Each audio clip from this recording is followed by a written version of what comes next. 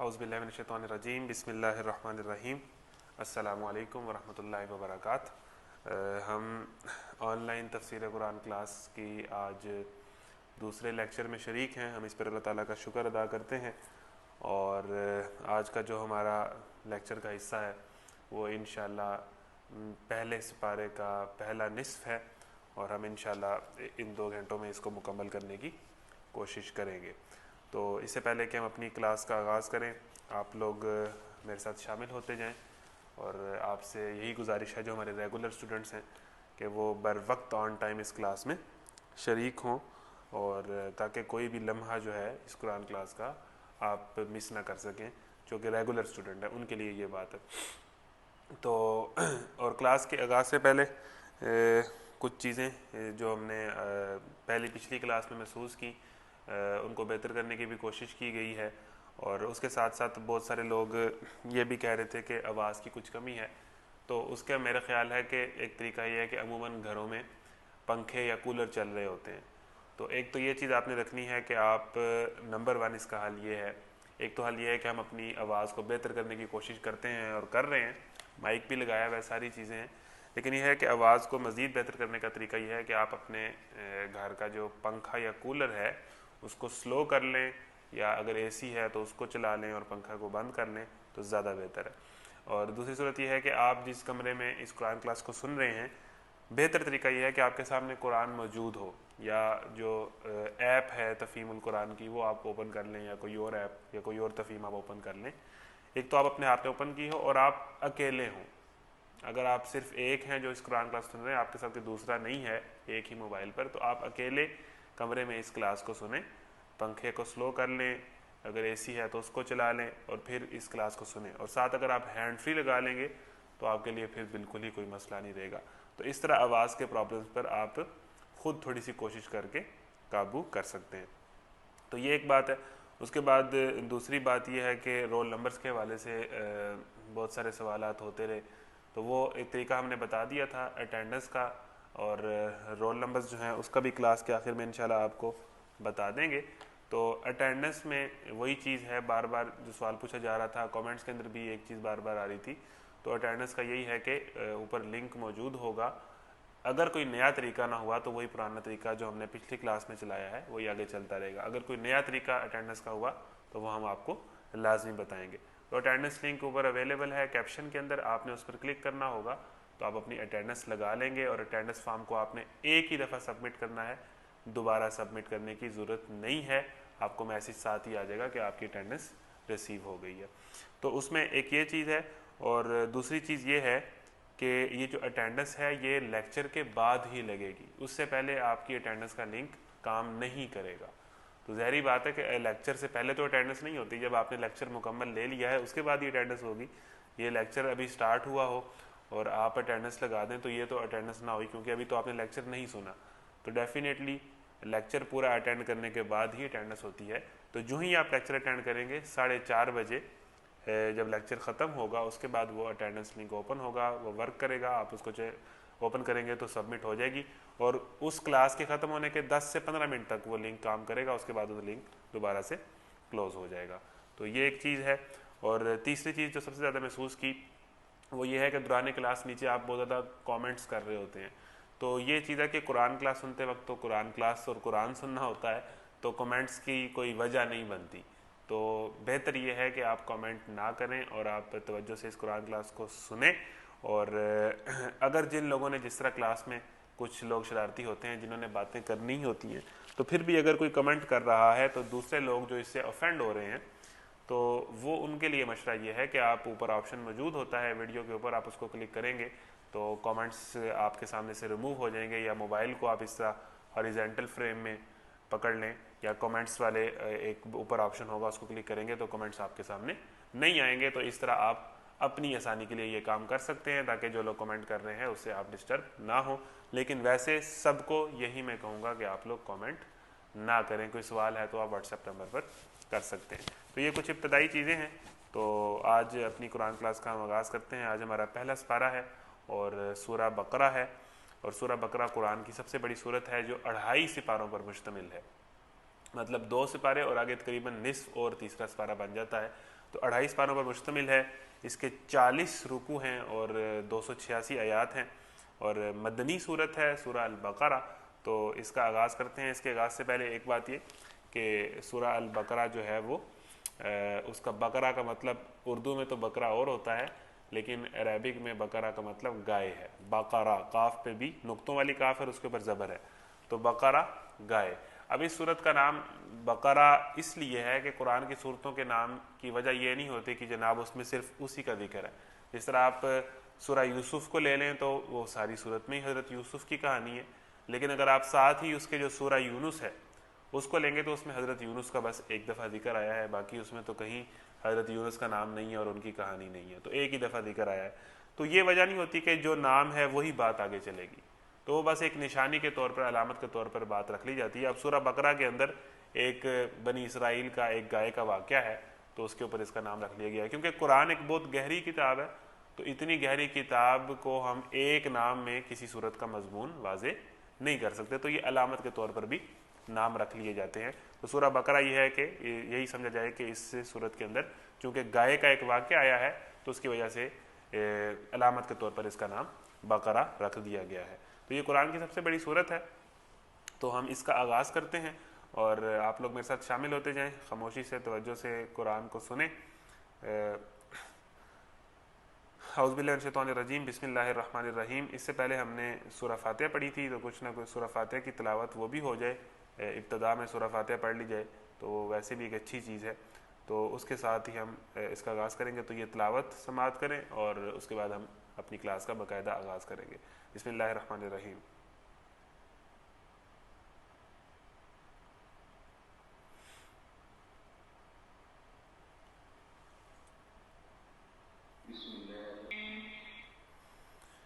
اعوذ باللہ من الشیطان الرجیم, بسم اللہ الرحمن الرحیم.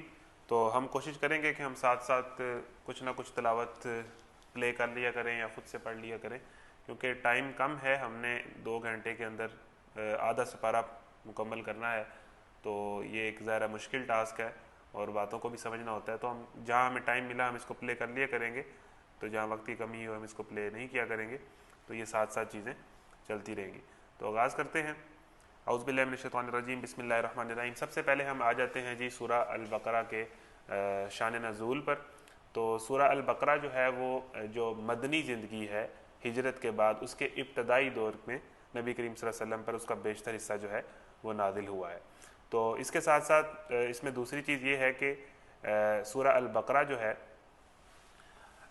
اس میں کچھ آیات سود کے متعلق بھی ہیں. تو سود کی جو آیات ہیں وہ نبی کریم صلی اللہ علیہ وسلم کی زندگی کے آخری حصے میں نازل ہوئیں, تو وہ بھی ہمیں اس کے اندر نظر آتی ہیں. لیکن جو بیشتر حصہ ہے سورہ البقرہ کا وہ مدنی زندگی کے ابتدائی دور میں نازل ہوا ہے. اب اس کو ہم اگر ان حالات کو دیکھیں تو جو مکی دور تھا اس کے اندر دعوت دینے کا طریقہ کار بالکل ڈیفرنٹ تھا, اسلام کی دعوت کا, اور حالات ڈیفرنٹ تھے. اور جو مدنی دور تھا اس کے اندر حالات بالکل ڈیفرنٹ تھے. تو قرآن کو سمجھنے کے لیے ایک چیز بڑی ضروری ہے کہ ہم سیرت مصطفیٰ صلی اللہ علیہ وسلم کو بھی پڑھ رہے ہوں. یعنی کہ قرآن چونکہ نبی کریم صلی اللہ علیہ وسلم کی زندگی میں نازل ہوا, اور نبی کریم صلی اللہ علیہ وسلم کی زندگی 40 سال سے لے کے 63 سال تک, تو ساتھ ساتھ ان کی زندگی میں جو حالات چل رہے تھے, واقعات چل رہے تھے, اس کے پس منظر کے اندر ساتھ ساتھ آیات بھی آ رہی تھیں. تو سیرت کو نہ پڑھا ہوا ہونا اور پھر قرآن کو سمجھنا تھوڑا سا مشکل ہو جاتا ہے. تو قرآن کو اگر آپ نے اچھا انڈرسٹینڈ کرنا ہو تو اس کے لیے بڑا ضروری ہے کہ ہم نے سیرت کے اوپر کم از کم بھی کوئی ایک کتاب تو لازمی پڑھی ہو.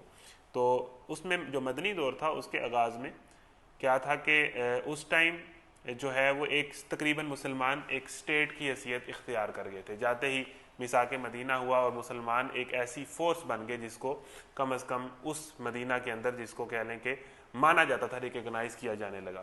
مکہ کے اندر مسلمانوں کی یہ حیثیت نہیں تھی, اس کے اندر جو اسلام کا نام لیتا تھا اس کو مارا پیٹا جاتا تھا. یہاں تک حالات بنے کہ مسلمان مجبور ہو گئے مدینہ میں آنے کے لیے ہجرت کرنے پر. تو یہ صورتحال تھی, اور وہاں پر اسلام کا نام لینا اپنی موت کے دعوت دینے کے مترادف تھا. تو وہاں بالکل اور اسٹریٹجی تھی اور بالکل اور پالیسی تھی. اور مدینہ کے اندر مسلمان جو ہے وہ ایک کم از کم کچھ طاقت میں تھے, کچھ ان کی اپنی ایگزسٹنس تھی, اور وہاں وہ والے حالات نہیں تھے جو مکہ کے اندر ہیں. تو اس میں جو ہے مدنی دور کے اندر مسلمانوں کو جو واسطہ تھا وہ وہاں کے مدینہ کے لوگوں سے بھی تھا, لیکن یہودیوں سے بھی تھا, کیونکہ مدینہ کے اطراف کے اندر, مدینہ کے اندر یہودی قبائل آباد تھے, اور یہودی وہ لوگ تھے جو کسی نہ کسی درجے کے اندر مذہب کو ماننے والے تھے. جو مکہ کے لوگ تھے وہ تو مشرکین تھے, وہ تو بت پرست تھے, لیکن یہودی وہ لوگ تھے جو کہہ لیں کہ ایک قسم کے اس سے پہلے جو اسلام تھا اس کے ماننے والے تھے, حضرت موسیٰ کے پیروکار, اور ان کے پاس آسمانی کتاب تھی. تو مشرکین بالکل اور معاملہ تھا کہ جن کے ذہن میں یہ مذہب اور اللہ رسول اور یہ چیزیں جن کو سمجھ اتنی زیادہ نہیں آتی تھی, لیکن جو یہود تھے یہ تو مذہب کے چیمپئن تھے اور انہیں ان چیزوں کا بڑا اندازہ تھا, اور ان کی کتابوں میں یہ بات تھی کہ ایک نیا نبی آنا ہے جس کا ظہور ہونا ہے. تو وہاں معاملہ تھوڑا سا ڈیفرنٹ تھا. تو اس لیے سورہ بقرہ کے اندر جو مدنی زندگی کے اندر نازل ہوئی ہے, ایک چیز آپ محسوس کریں گے کہ اس کے اندر احکامات کا بھی ایک سلسلہ ہے, بنی اسرائیل کا بھی ذکر ہے, لیکن ساتھ ساتھ احکامات بھی سورہ بقرہ میں ہمیں بہت نازل ہوتے ہوئے نظر آئے ہیں. جہاں تک مکی زندگی کی بات ہے تو اس میں اللہ تعالیٰ بنیادی باتیں اسلام کی کہ جی اللہ پر ایمان, قیامت آئے گی, آخرت ہوگی, یہ زندگی بے مقصد نہیں ہے, اللہ کی بندگی کرو, شرک سے بچو, یہ چیزیں میں نظر آئیں گی. یعنی بنیادی اور موٹی موٹی باتیں جو سمجھانے کی ہے. لیکن یہاں پر جا کے اسلام کے احکامات اور اسلام ایک اسٹیٹ کے طور پر ایک معاشرے کے اندر جو مسائل ہوتے ہیں, جو معاملات ہوتے ہیں, ان کے اندر رہنمائی ہمیں سورہ بقرہ کے اندر نظر آئے گی. ساتھ ساتھ یہودیوں کا ذکر, یہودیوں کی پرانی تاریخ کا ذکر, یہ ساری چیزیں ہمیں سورہ بقرہ میں نظر آئیں گی. تو سورہ بقرہ مدینہ کے ابتدائی دور میں اس کا بیشتر حصہ جو ہے وہ نازل ہو رہا ہے. تو یہ چیزیں ہم نے ذہن میں رکھنی ہے. تو آغاز کرتے ہیں, کافی ٹائم ہو گیا تمہید کے اوپر. اعوذ باللہ من الشیطان الرجیم, بسم اللہ الرحمن الرحیم. الف لام میم. میم پر بھی مد ہے, اس کو لمبا کریں گے, حروف مقطعات ہیں, اور اس کے متعلق کہا جاتا ہے کہ ان کے معنی ہمیں نہیں پتہ اور نہ بتائے گئے ہیں. لیکن اس کی ایک تفسیر یہ بھی ہے کہ قرآن کی مختلف صورتوں کے آغاز میں جو آپ کو الف لام میم, الف لام را, حا میم اس طرح کے الفاظ نظر آئیں گے, یہ اس وقت عربی زبان کے اندر, عربی لٹریچر کے اندر, عربک رائٹنگ کے اندر یہ اسلوب تھا کہ جو لوگ عربی لکھتے تھے وہ سٹارٹ میں اپنے گفتگو سے پہلے اس طرح کچھ لفظوں کو لکھ دیا کرتے تھے. تو عربی کے اندر یہ اسلوب پایا جاتا تھا, جو بعد میں آہستہ آہستہ ختم ہو گیا. تو جو بعد کے لوگ ہیں وہ ان کے صحیح معنی متعین نہیں کر سکے. تو اس میں پھر یہی بات آ جاتی ہے کہ اس کے معنی کے اندر کوئی ایسی بات نہیں ہے کہ ہم سے اصل ہدایت ہمیں نہیں ملے گی. اصل ہدایت کے لیے پورا قرآن موجود ہے. تو بعض لوگوں کا رویہ ہوتا ہے کہ جی جناب اس کا مطلب کیا ہے, اس کا مطلب کیا ہے, اور پھر وہ سوچ سوچ کے ہر کی اپنا کوئی مطلب نکال بھی لیتے ہیں. تو یہ اس بحث میں نہیں جانا چاہیے.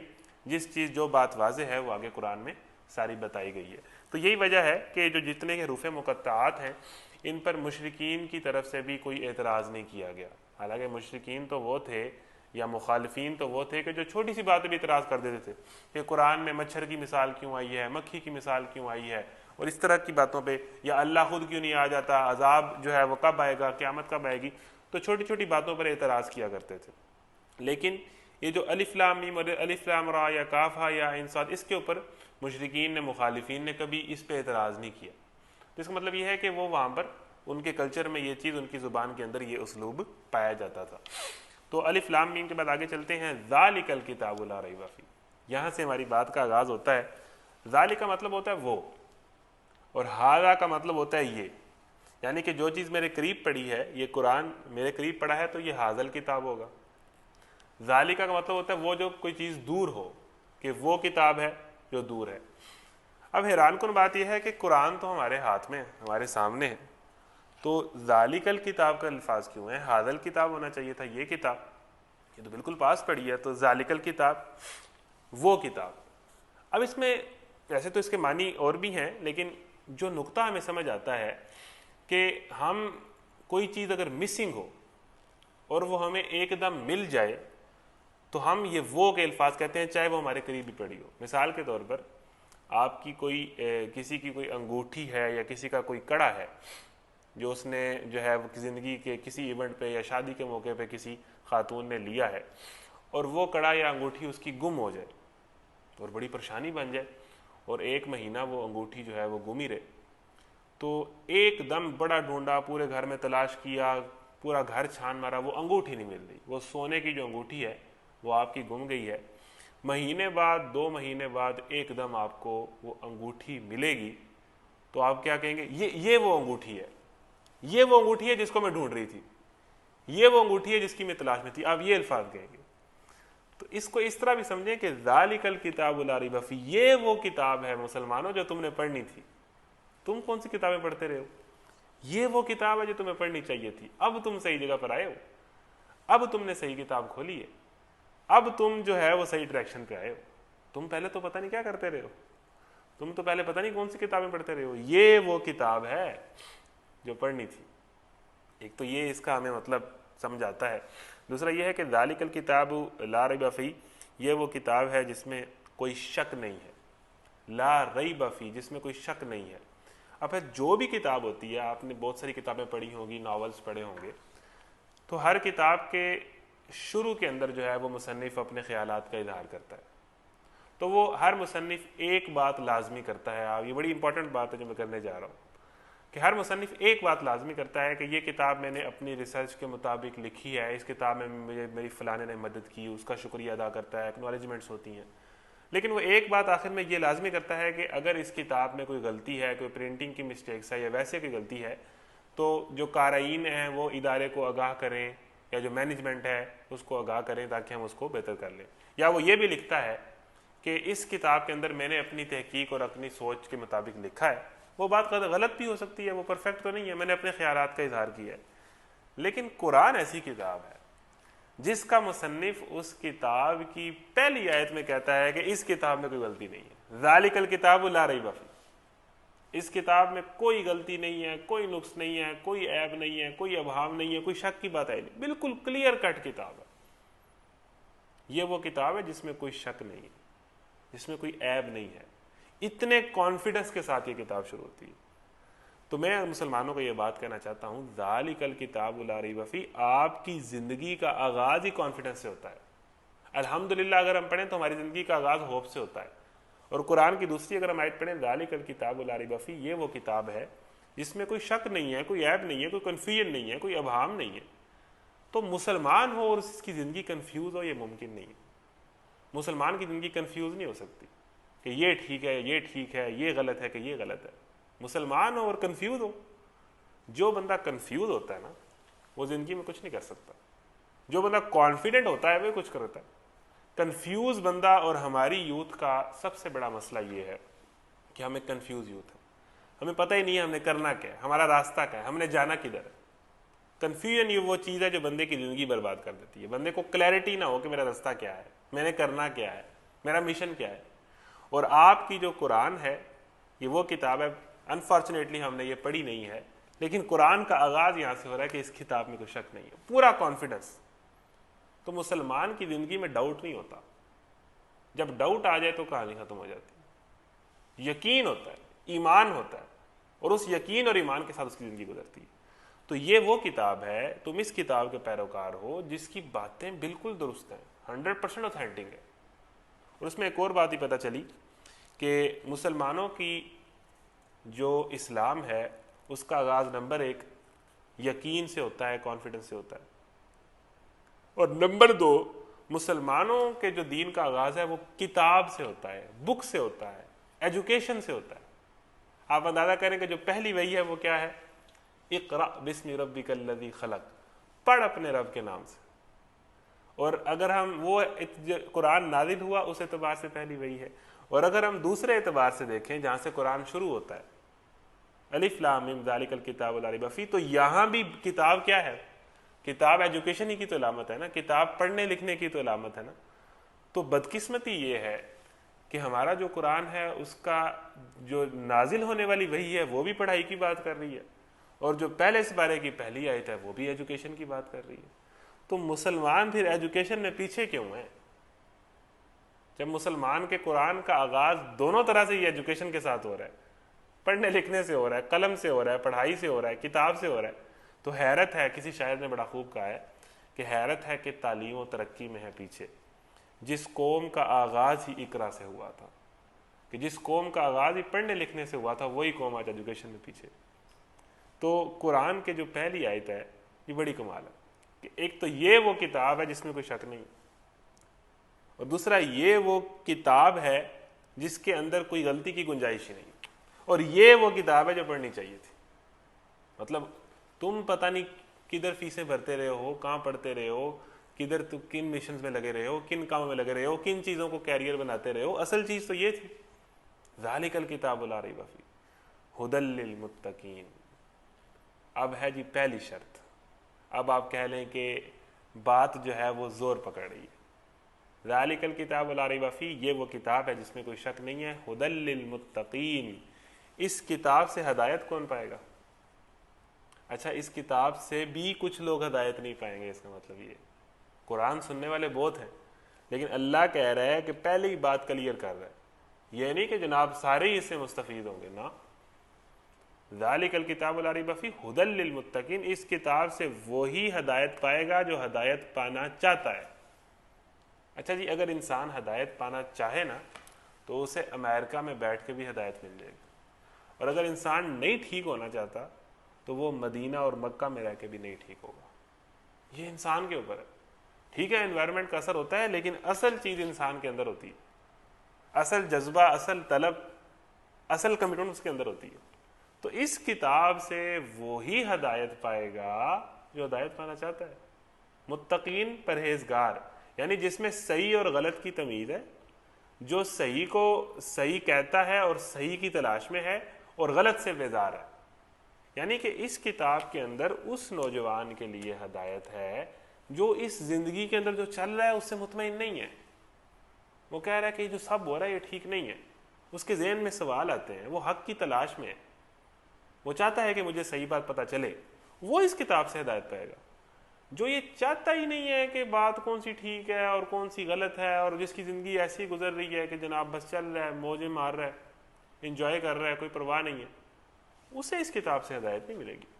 جس کے دل کی دنیا کے اندر سیلاب آیا ہوا ہے نا، جس کی دل کی دنیا جو ہے وہاں پر ایک عجیب سی کیفیت برپا ہے، اور وہ پریشان ہے، اور وہ حق اور غلط کی تلاش کے اندر ہے، جستجو کے اندر ہے، اس کو اس کتاب سے ہدایت ملے گی. جسے مسئلہ ہی کوئی نہیں ہے، جسے ٹینشن ہی کوئی نہیں ہے، جسے پرواہ ہی کوئی نہیں ہے کہ میں کہاں سے آیا ہوں اور میں نے کہاں، جس کے ذہن میں یہ 3 سوال نہیں ہے کہ میں کدھر سے آیا ہوں، میں نے کہاں جانا ہے اور میں نے کیا کرنا ہے، اسے اس کتاب سے کیوں ہدایت ملے گی؟ تو ہدایت کی پہلی شرط ہے، قرآن پڑھنے سے بالکل آغاز میں اللہ تعالیٰ یہ بات کلیئر کر رہا ہے کہ ہدایت یہ نہ سمجھنا کہ پڑھو گے تو مل جائے گی. اگر تم میں ہدایت کی طلب ہے، ہدایت پانا چاہتے ہو، ہدایت کا جذبہ ہے کہ میں ٹھیک رستے پہ آ جاؤں اور ٹھیک رستے کو سمجھوں، تو پھر پتہ چلے گا. کیونکہ ہم نے تھوڑی دیر پہلے کیا مانگا اللہ سے؟ اہدنا الصراط المستقیم، کہ اے اللہ ہمیں سیدھا رستہ دکھاؤ، اور سیدھا رستہ آ گیا ہے. ہم نے مانگا ہے، ہم نے طلب کیا ہے، ہم نے ڈیمانڈ کی ہے، ہماری خواہش تھی، طلب تھی. تو خواہش اور طلب نہیں ہوگی ٹھیک ہونے کی، سیدھے رستے کی، تو سیدھا رستہ نہیں ملے گا. سن لیں گے لیکن ویسے ہی رہیں گے. تو قرآن سٹارٹ کرنے سے پہلے ہوتا ہے نا کہ آپ مثال کے طور پر جم میں جائیں تو جم کا جو ٹرینر ہوتا ہے وہ آپ کو کہتا ہے کہ اچھا جی اب آپ نے جم کرنی ہے. جی کرنی ہے. پہلے ہی نظر آ رہا ہے کہ ایک بندہ گھر سے اٹھ کے جم میں چلا گیا ہے اور اس کو جا کے کہہ رہا ہے، تو یہ تو پہلے اس بات کی ثبوت ہے کہ واقعی جی وہ جم کرنا چاہتا ہے. وہ گھر سے اٹھ کے جم میں آیا ہے، جوائن کیا ہے، وہ آ کے اس بندے سے ملا ہے کہ جی میں کرنا چاہتا ہوں، وہ آ گیا. اب وہ جم والا جو ہے ٹرینر اس کو کچھ ابتدائی انسٹرکشن دے رہا ہے کہ یہ بندہ سیریس ہے کہ نہیں. اس سے کچھ ابتدائی ٹیسٹ لے رہا ہے، ابتدائی سوالات پوچھ رہا ہے کہ یہ بندہ بس فوراً بھاگ جائے گا کہ پکا ہے، اس کا ارادہ ہے مستقل جوائن کرنے کا، رہنے کا، بات کو سمجھنے کا، زندگی کو صحیح ڈائریکشن پہ لانے کا، کہ یہ بس کچا پکا ہی ہے. تو وہ شروع میں کچھ اپنے اصول بتا دیتا ہے کہ سر جی ہماری جم کے اندر یہ اصول ہے، یہ اصول ہے، یہ اصول ہے، یہ آپ کو تو کرنا ہی پڑے گا. پھر ہم مانیں گے کہ جی آپ اس کے مطلب ایک ریگولر ہیں اور آپ سیریس یہاں کے جو ہے وہ اس جم سے آپ کا کنیکشن بن گیا. مطلب کچھ بنیادی باتیں جو کرنی ہیں، کچھ بنیادی انسٹرکشنز جو ہونی چاہیے قرآن کو سمجھنے اور قرآن سے ہدایت پانے کے لیے، یہ وہ ہے. تو یہ وہ کتاب ہے. پہلی بات ہے کہ یہ کتاب سب سے بہترین ہے. یہ وہ کتاب ہے، اس میں کوئی شک نہیں، اس میں کوئی غلطی ہے ہی نہیں. کتابوں کے اندر سب سے زیادہ ٹھنڈی کتاب یہ ہے، اور یہ وہ کتاب ہے جو پڑھنی چاہیے تھی. لیکن ہدایت وہی پائے گا جس میں ہدایت پانے کا جذبہ ہے، جو پرہیزگار ہے، جو ہدایت پانا چاہتا ہے، جو غلط سے بیزار ہے، جو اس دنیا میں جو چل رہا ہے اس سے مطمئن نہیں ہے، جو اس کی لائف کے اندر چل رہا ہے اس سے مطمئن نہیں ہے، اور وہ ٹھیک بات کی طرف آنا چاہتا ہے. اسی کو یہ قرآن ہدایت دے گا. پہلی شرط کیا ہے؟ کہ آپ ہدایت کے طلبگار ہوں، آپ پرہیزگار ہوں، آپ کو صحیح کی تلاش ہو، اور آپ صحیح کو صحیح کہنے کی ہمت رکھتے ہوں، غلط کو غلط کہنے کی ہمت رکھتے ہوں، آپ کا دل مطمئن نہ ہو. تو نمبر 1. اس کے بعد الذین یؤمنون بالغیب. اب یہ اس سے بھی انٹرسٹنگ بات ہے.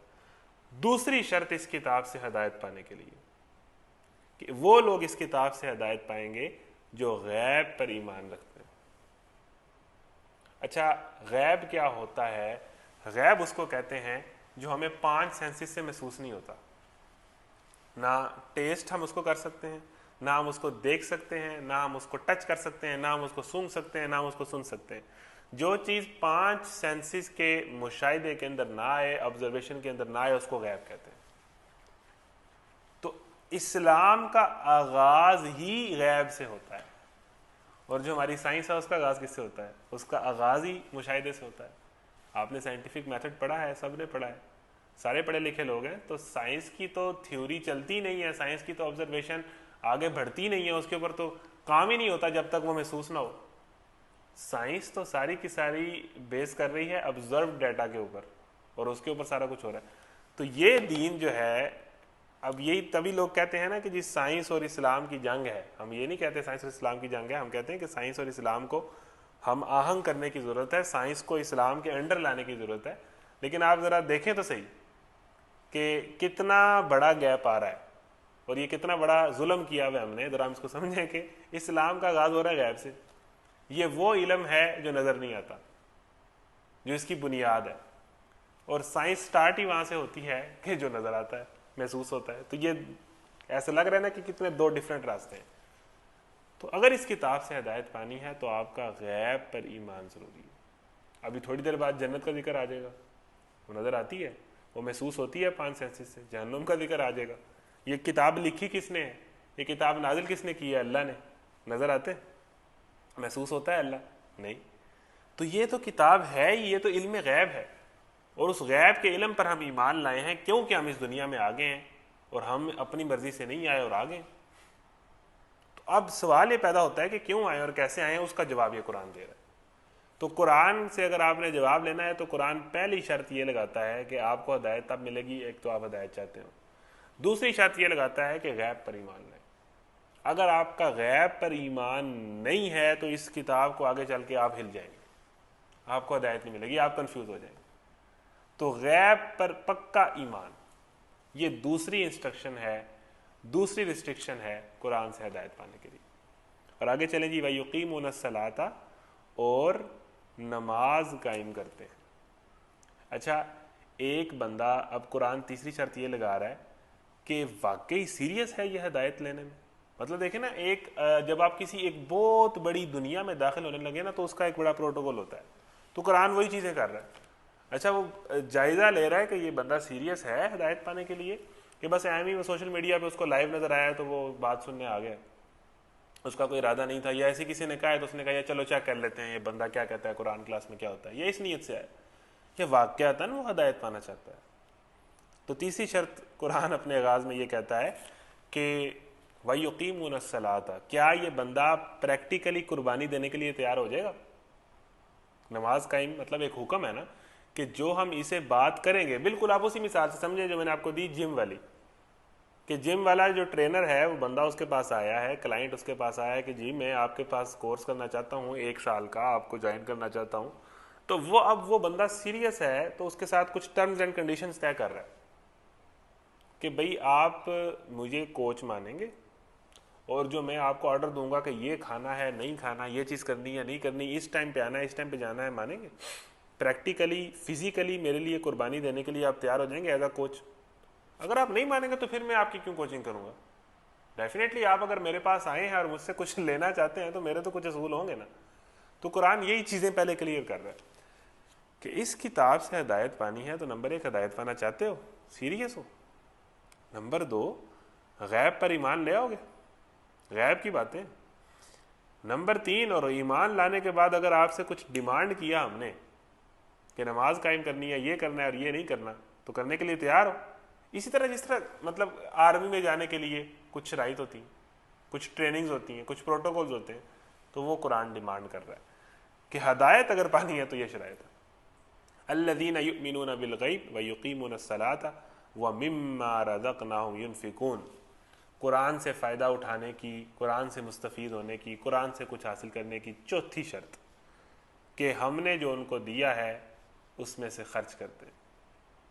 کنجوس بندہ جس کا دل چھوٹا ہو وہ ہدایت نہیں پا سکتا، مطلب یہاں یہ بات کی جا رہی ہے کہ آپ کو آگے مال کی قربانی بھی دینی پڑ سکتی ہے. دوبارہ کلیئر کر رہا ہے. ہاں جی, ہدایت پانا چاہتے ہو, غیب پر ایمان لے آؤ گے. اگر تم سے کوئی فزیکلی ہم نے کوئی پریکٹیکل ورک ڈیمانڈ کر لیا تو کر لو گے. چوتھی شرط یہ ہے کہ مالی قربانی دے لو گے, مال کی قربانی دے لو گے.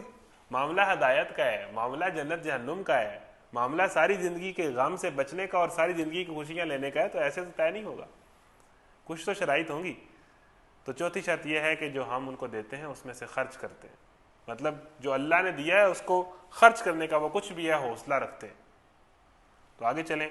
والذین یؤمنون بما انزل الیک وما انزل من قبلک, اور جو کتاب تم پر نازل کی گئی ہے اور جو کتابیں تم سے پہلے نازل کی گئی تھیں ان سب پر ایمان لاتے ہیں اور آخرت پر یقین رکھتے ہیں. یہ آگے دو اور شرائط ہیں کہ ایمان بالغیب, پھر اس کے اندر یہ چیز آ جاتی ہے کہ آپ ایمان لائیں اس سے پہلے جو قرآن سے پہلے نازل ہوا ہے. قرآن اللہ کے نبی پہ نازل ہوا, یؤمنون بما انزل الیک وما انزل من قبلک, اور اس سے پہلے جو کتابیں نازل ہوئیں, اس سے پہلے جو اللہ تعالیٰ نے ہدایت کے لیے, انسانوں کی ہدایت کے لیے مختلف انبیاء پر مختلف کتابیں نازل کیں, تو آپ اس پر ایمان لاتے ہیں. اور اس کے بعد آخری بات یہ ہے کہ کیا آپ آخرت پر ایمان لاتے ہیں. اچھا, یہ وہ پوائنٹ ہے کہ جب تک ہمارا یہ پوائنٹ کلیئر نہیں ہوگا ہمیں اسلام کا کوئی حکم سمجھ نہیں آئے گا. بیالوجی کی کتاب کا آغاز ہو رہا ہے, کیمسٹری کی کتاب کا آغاز ہو رہا ہے, تو شروع میں کچھ ڈیفینیشنز ہیں, شروع میں کچھ بیسک کنسپٹس ہیں کہ بھئی یہ ہے کیا, یہ جو آپ پڑھنے جا رہے ہیں یہ ہے کیا, یہ کیوں ہے, وہی یہاں پر کلیئر کیے گئے ہیں. جتنے یہ کنسپٹس مضبوط ہوں گے اتنا آگے قرآن سمجھ آئے گا, اتنی آگے احکامات سمجھ جائیں گے, اتنی بات ذہن کے اندر ذہن نشین ہوگی. ورنہ جتنا کمزور ہوگا اتنا معاملہ گڑبڑ ہوتا جائے گا. تو یہ کچھ سٹارٹنگ, کچھ ٹیکنیکس ہیں, کچھ ٹولز ہیں, کچھ انسٹرکشنز ہیں کہ قرآن سے اگر آپ نے ہدایت پانی ہے تو آپ کا اس بات پر ایمان ہونا چاہیے, آپ کا یہ ذہن ہونا چاہیے کہ یار یہ دنیا جو ہے ایک دن ختم ہونی ہے اور یہ ایویں نہیں بن گئی. افحسبتم انما خلقناکم عبثا وانکم الینا لا ترجعون, کیا تم سمجھتے ہو کہ ہم نے تمہیں فضول پیدا کیا ہے اور تم نے ہماری طرف لوٹ کے نہیں آنا. جس بندے کا یہ ذہن ہو, اور آٹومیٹیکلی ہر ذی شعور آدمی کا یہ ذہن ہوتا ہے کہ یار یہ دنیا ایسے ہی نہیں بن گئی, اس دنیا کا کوئی مقصد ہوگا. یار جب میں کوئی غلط کام کرتا ہوں تو جو چیز میرے اندر سے مجھے روکتی ہے وہ کیوں روکتی ہے. یار جب میں کوئی اچھا کام کرتا ہوں تو مجھے خوشی کیوں ہوتی ہے. یہ میرے وجود کے اندر یہ اخلاقیات کہاں سے آئی ہیں. اس کا مطلب ہے کہ اس دنیا کا مقصد کوئی اخلاقی ہے. یہاں کوئی کچھ غلط ہے, کچھ صحیح ہے. یہاں کچھ غلط کام ہے جو نہیں کرنے, کچھ صحیح کام ہے جو کرنے چاہیے. اور یہاں میں کچھ غلط کروں گا تو مجھے محسوس ہوتا ہے کہ میرے ساتھ کچھ غلط ہوگا. یہ کیوں ہے؟ یہ ساری باتیں ہمارے ذہن کے اندر, دل کے اندر, ہماری پرسنالٹی کے اندر کیوں ہیں؟ تو ہر ذی شعور بندہ یہ سمجھتا ہے کہ اس دنیا کا کوئی نہ کوئی مقصد ہے. تو قرآن سے اگر ہدایت پانی ہے تو آپ کا یہ کم از کم سوچ ہو کہ یہ دنیا ایویں نہیں بن گئی. اگر آپ کا یہی ذہن ہے کہ جناب یہ دنیا ایسے ہی بن گئی ہے اور ختم ہو جانی ہے, تو پھر قرآن سے کیسے ہدایت ملے گی؟ تو یہ کچھ بیسک پوائنٹس ہیں کہ آخرت پر پکا یقین, ایمان بالغیب. ایمان بالغیب کے اندر پھر ساری چیزیں آ جاتی ہیں, اللہ پر ایمان, کتابوں پر ایمان, رسولوں پر ایمان, آخرت پر ایمان, لیکن اس کی تفصیل آگے کی ہے. ہدایت پانے کی طلب متقین کے لیے اس کے اندر ہدایت ہے, متقین کی تفصیل آپ کو بتا دی. نمبر 2, نماز قائم کرنا, جو نماز قائم کرتے ہیں. نمبر 3, جو اللہ کی راہ میں یا اللہ نے جو دیا ہے اس کو خرچ کرتے ہیں, اس کو خرچ کرنے کا حوصلہ رکھتے ہیں. نمبر 4, جو اس سے پہلے نازل اللہ نے کیا اس پر ایمان لاتے ہیں, اور جو یہ نازل کیا اس پر ایمان لاتے ہیں. 5ویں شرط ہے کہ وہ آخرت کے اوپر پکا یقین رکھتے ہیں. یہ شرائط جن کے اندر ہوں گی تو وہ کون لوگ ہیں؟ اولئک علی ھدی من ربہم, یہ وہ لوگ ہیں جو ہدایت پائیں گے, یا یہ وہ لوگ ہیں جو ہدایت پہ. اب دیکھیں کنیکشن بن رہا ہے نا. اہدنا الصراط المستقیم, ہم نے سیدھا راستہ مانگا ہے. پہلی بات یہ اللہ تعالیٰ نے کہہ دی ہے کہ بھئی اگر تمہیں سیدھا راستہ چاہیے تو وہ یہاں سے ملے گا, کسی فلاسفر سے, کسی بہت بڑے موٹیویشنل اسپیکر سے, کسی بہت اچھے نظریے سے جو کسی انسان نے بنایا ہے, یا کسی بہت اچھے سسٹم سے جو کسی ملک کا سسٹم ہے, کسی بر اعظم کا سسٹم ہے جس سے آپ متاثر ہیں, وہاں سے آپ کو ہدایت نہیں ملنے والی. کسی کتاب سے آپ کو ہدایت ملنے والی. ہدایت اگر ملے گی تو اللہ کہہ رہا ہے یہاں سے ملے گی. یہ وہ کتاب ہے جس میں کوئی شک نہیں ہے اور اس میں ہدایت ہے. لیکن ہدایت اس صورت میں ملے گی اگر آپ چاہتے ہیں۔ پھر اس کے بعد کچھ شرائط بتائیں کہ یہ اگر آپ کے اندر شرائط ہیں نا، اور یہ چیزیں آپ کرنے کے لیے تیار ہیں، اور یہ صفات آپ کے اندر ہیں، تو پھر آپ ہدایت پر ہیں اور آپ کو ہدایت مل جائے گی۔ اولئک هم المفلحون، اور آپ کامیاب ہوں گے، اور یہی لوگ کامیاب ہیں۔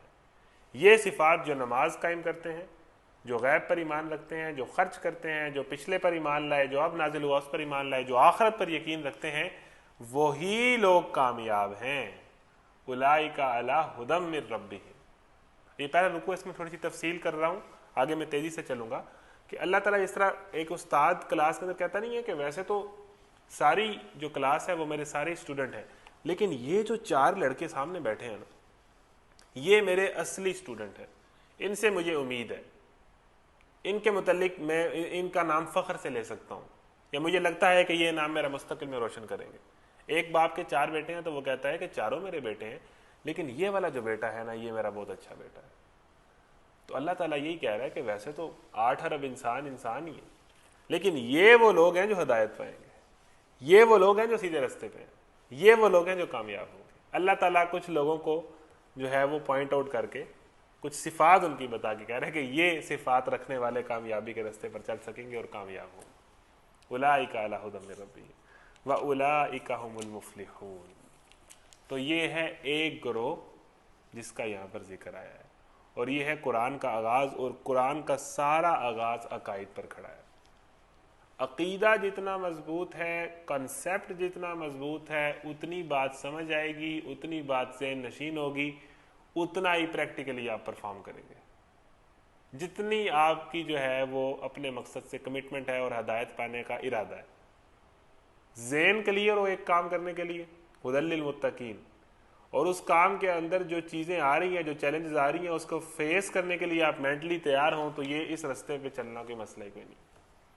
لیکن آپ تیار ہوں اور آپ ہدایت کا ارادہ رکھتے ہوں، ہدایت پانے کا جذبہ رکھتے ہوں، ہدایت کی آپ کو خواہش ہو، تو پھر یہ قرآن دیکھیں کس طرح آپ کے ساتھ کنیکٹ کرتا چلا جائے گا۔ آپ کو ہر آیت ایسے لگے گا جیسے میرے اوپر اتر رہی ہے، میرے لیے نازل ہوئی ہے، میری بات ہو رہی ہے، اگر یہ چیزیں آپ کے اندر ہیں۔ تو سٹارٹ ہم قرآن کا دیکھیں، ہم اس میں ایک اور بات جو میرے ذہن میں آئی کہ پہلی ان چند آیات کے اندر ہدایت بھی آ گئی، ایمان بالغیب بھی آ گیا۔ ایمان بالغیب کیا ہے؟ اللہ پر ایمان، کتابوں پر ایمان، رسولوں پر ایمان، آخرت پر ایمان۔ اچھا جی، پچھلی کتابیں جو نازل ہوئی اس پر ایمان کا ذکر بھی آ گیا۔ آگے چلے، نماز بھی آ گئی، اللہ کی راہ میں یا اللہ کے دیے ہوئے مال کو خرچ کرنا بھی آ گیا، کہہ لیں کہ نماز اور زکوٰۃ بھی آ گئی۔ تو اللہ رسول پر ایمان بھی آ گیا، آخرت پر ایمان بھی آ گیا، ہدایت بھی آ گئی، نماز بھی آ گئی، زکوٰۃ بھی آ گئی، تو دین تو پورا ہو گیا۔ ہم نے تو یہی پتہ ہے نا کہ دین یہی ہے کہ جناب کچھ ایمانیات ہیں، کچھ عقیدے ہیں، اور نماز روزہ زکوٰۃ ہے، ہم تو یہی سمجھتے ہیں نا۔ تو بھائی ابھی تو کہانی شروع ہوئی ہے، ابھی تو 2 آیات ہوئی ہیں۔ ہم نے جو دین سمجھا ہے وہ تو ابھی تو 2 آیات میں، بس وہ تو بیسک بات ہوئی ہے۔ ابھی آپ کی بات کلک کی ہے کہ یہ تو سٹارٹ میں ہی بات آ گئی ہے، تو بالکل بیسک چیز ہے، کہانی تو آگے شروع ہونی ہے۔ تو المیہ یہ ہے کہ ہم جس چیز کو بس دین سمجھتے رہے ہیں، جو ہم پڑھتے رہے ہیں، اللہ پر ایمان، رسولوں پر ایمان، عقائد اور نماز روزہ زکوٰۃ، بس یہ دین ہے اور یہی ہمیں پتہ ہے، اور بس یہ بھی پتہ ہے، یہ بھی زندگی کے اندر ہے کوئی نہیں۔ یہ بالکل بیسک کنسیپٹس ہیں جو بندہ مومن کی پوری لائف کو سنوارتے ہیں، اور پورے معاشرے کی جو بنیاد ہے۔ یہ تو بنیاد ہے، یہ تو بیسک ہے۔ سارا دین تو پہلے 2 آیات میں آ گیا، سورہ فاتحہ کے اندر اللہ توحید آ گئی، آگے سارا دین آ گیا، بات تو ختم ہوگی، پھر آگے سارا قرآن کس لیے؟ تو یہ ہمیں بات پتہ چلی کہ عقائد اور ایمانیات تو بیس ہیں، بات تو آگے شروع ہونی۔ اس بیس کی بنیاد پر آگے ہم نے کوئی کام کرنا ہے، اس بیس کی بنیاد پر آگے ہم نے ہدایت کے رستے پر چلنا ہے، تو بالکل بیس ہے۔ تو یہ وہ لوگ ہیں جو ہدایت پائیں گے، اور یہی وہ لوگ ہیں جو کامیاب ہیں۔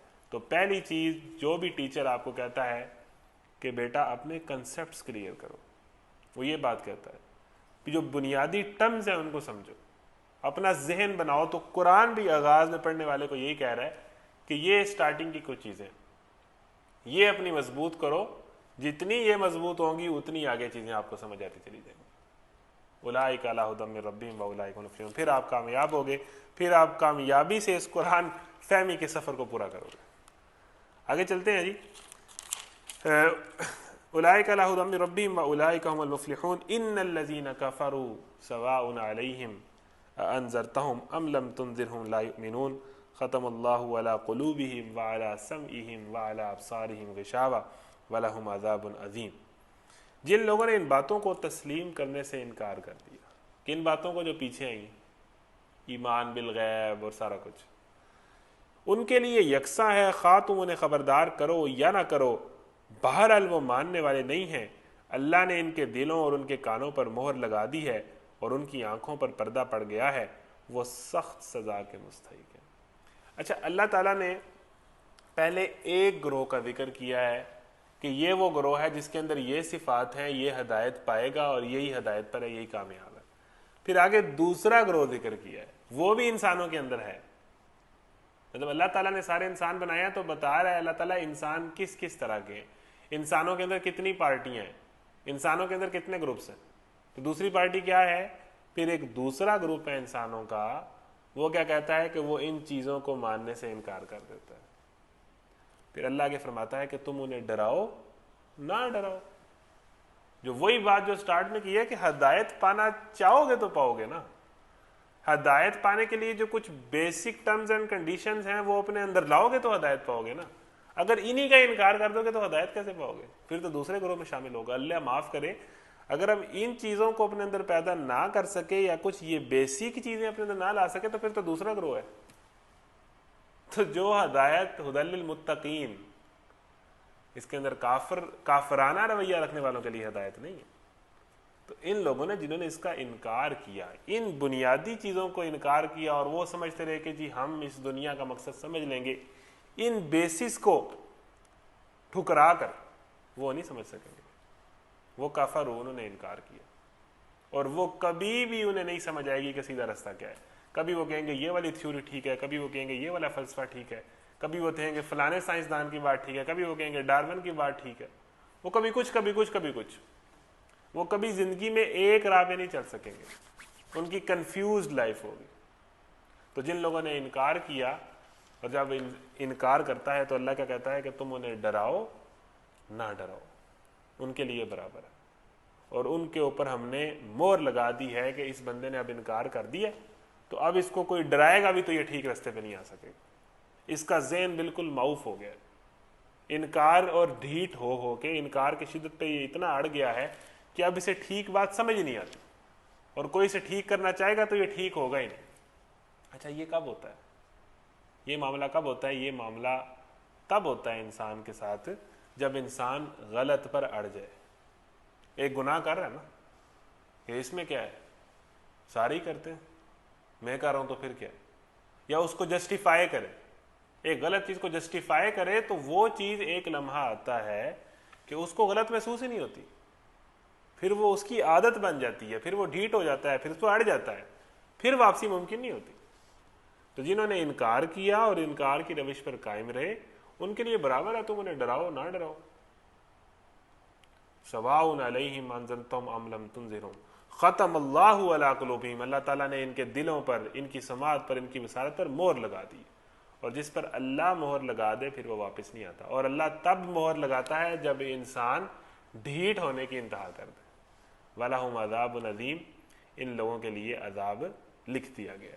اچھا, اب اس کا مطلب یہ نہیں ہے کہ ہم نے ان کو ڈرانا نہیں ہے کہ جناب اس کے اوپر تو جی مہر لگ گئی ہے, اس کو ڈرانے کا یا اس کو ٹھیک بات بتانے کا کیا فائدہ. یہ ہم نے فیصلہ نہیں کرنا.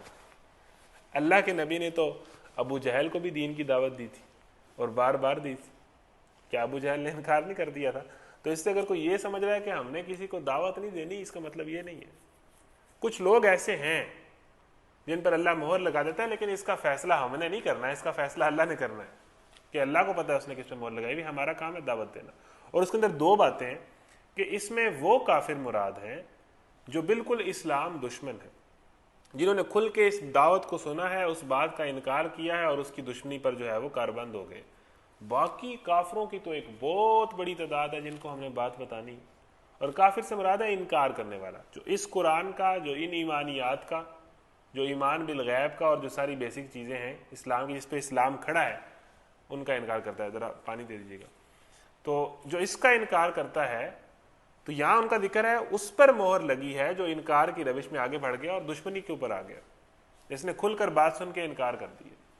ایک بہت بڑی تعداد اہل کفار میں تو ایسے ہے جو ہم مسلمانوں سے کئی گنا جو ہے وہ اچھے ہیں ہماری حرکتوں سے، جس طرح کی ہم حرکتیں کر رہے ہیں اس سے وہ کئی گنا بہتر ہے، لیکن وہ ایمان نہیں لائے، انہیں اس بات کا پتہ نہیں اور اس تک دعوت ہم نے پہنچانی. تو وہ ایک بہت بڑی تعداد ہے جن تک دعوت پہنچانا ہماری ذمہ داری ہے. تو یہ اہل کفر کا ایک حصہ مراد ہے. آگے چلتے ہیں جی. تو یہ ہو گیا دوسرا گروہ. اب ذکر ہے تیسرے گروہ کا، اور یہ وہ گروہ ہے جس کا اللہ تعالیٰ نے سب سے زیادہ ڈیٹیل میں ذکر کیا ہے. تو ہمیں یہ بات پتہ چلتی ہے کہ اللہ تعالیٰ کہہ رہا ہے کہ انسانوں کے اندر تین پارٹیاں. ایک پارٹی ہے متقین کی جو ہدایت پائیں گے اور جو ہدایت کریں. ایک پارٹی ہے کافرین کی جنہوں نے انکار کر دیا. اور ایک تیسری پارٹی ہے، اس کے علاوہ کوئی چوتھی پارٹی نہیں انسانوں کے اندر. وہ ہم نے پارٹیاں بنائی ہوئی ہیں نا، یہ فلانی سیاسی پارٹی ہے، یہ فلانی سیاسی پارٹی ہے، یہ فلانا گروپ ہے، یہ فلانا فرقہ ہے. اللہ نے انسانوں کی تین پارٹیاں بتائی کہ یہ تین گروپس ہیں، اور ہمیں وارن کیا ہے کہ تم اس میں سے دیکھ لو کہ کس گروپ کے اندر ہو اور تمہیں کس گروپ میں ہونا چاہیے. میں اور آپ اور جتنے انسان ہیں وہ ان تینوں پارٹیوں میں سے کسی ایک پارٹی میں. اب جب تیسری پارٹی کا ہم ذکر پڑھیں گے تو ہمیں پتہ چلے گا کہ ہم کس پارٹی میں. چلیں جی. اور اس پارٹی کا ذکر اللہ تعالیٰ نے تفصیل سے کیا ہے.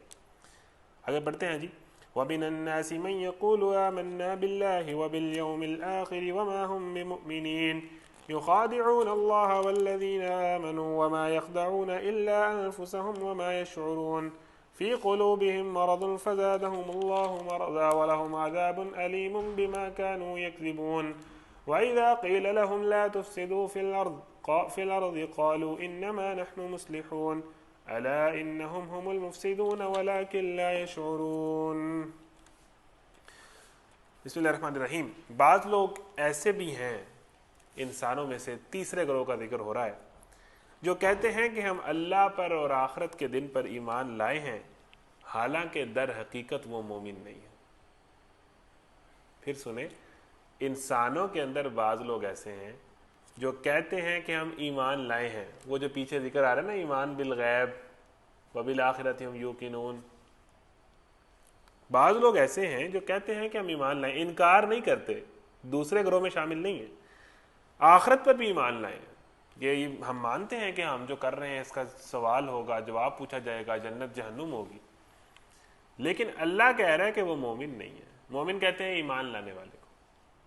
وہ اللہ اور ایمان لانے والوں کے ساتھ دھوکہ بازی کر رہے ہیں، مگر دراصل وہ خود اپنے آپ ہی کو دھوکے میں ڈال رہے ہیں اور انہیں اس کا شعور نہیں ہے.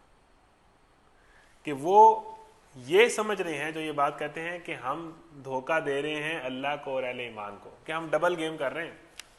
ان کو بھی خوش کیا ہوا ہے کہ جی ہم ایمان لائے ہیں، اور اپنی منمانیاں بھی کر رہے ہیں اور اپنے ایجنڈے پہ کام بھی کر رہے ہیں. اللہ کہہ رہا ہے کہ حقیقت میں یہ اپنے آپ کو دھوکہ دے رہے ہیں. دھوکہ دینے والا یہ سمجھ رہا ہوتا ہے کہ میں اس بندے کو جس کو میں دھوکہ دے رہا ہوں اس کو پھنسا رہا ہوں. اللہ کہہ رہا ہے یہ خود پھنس رہے ہیں.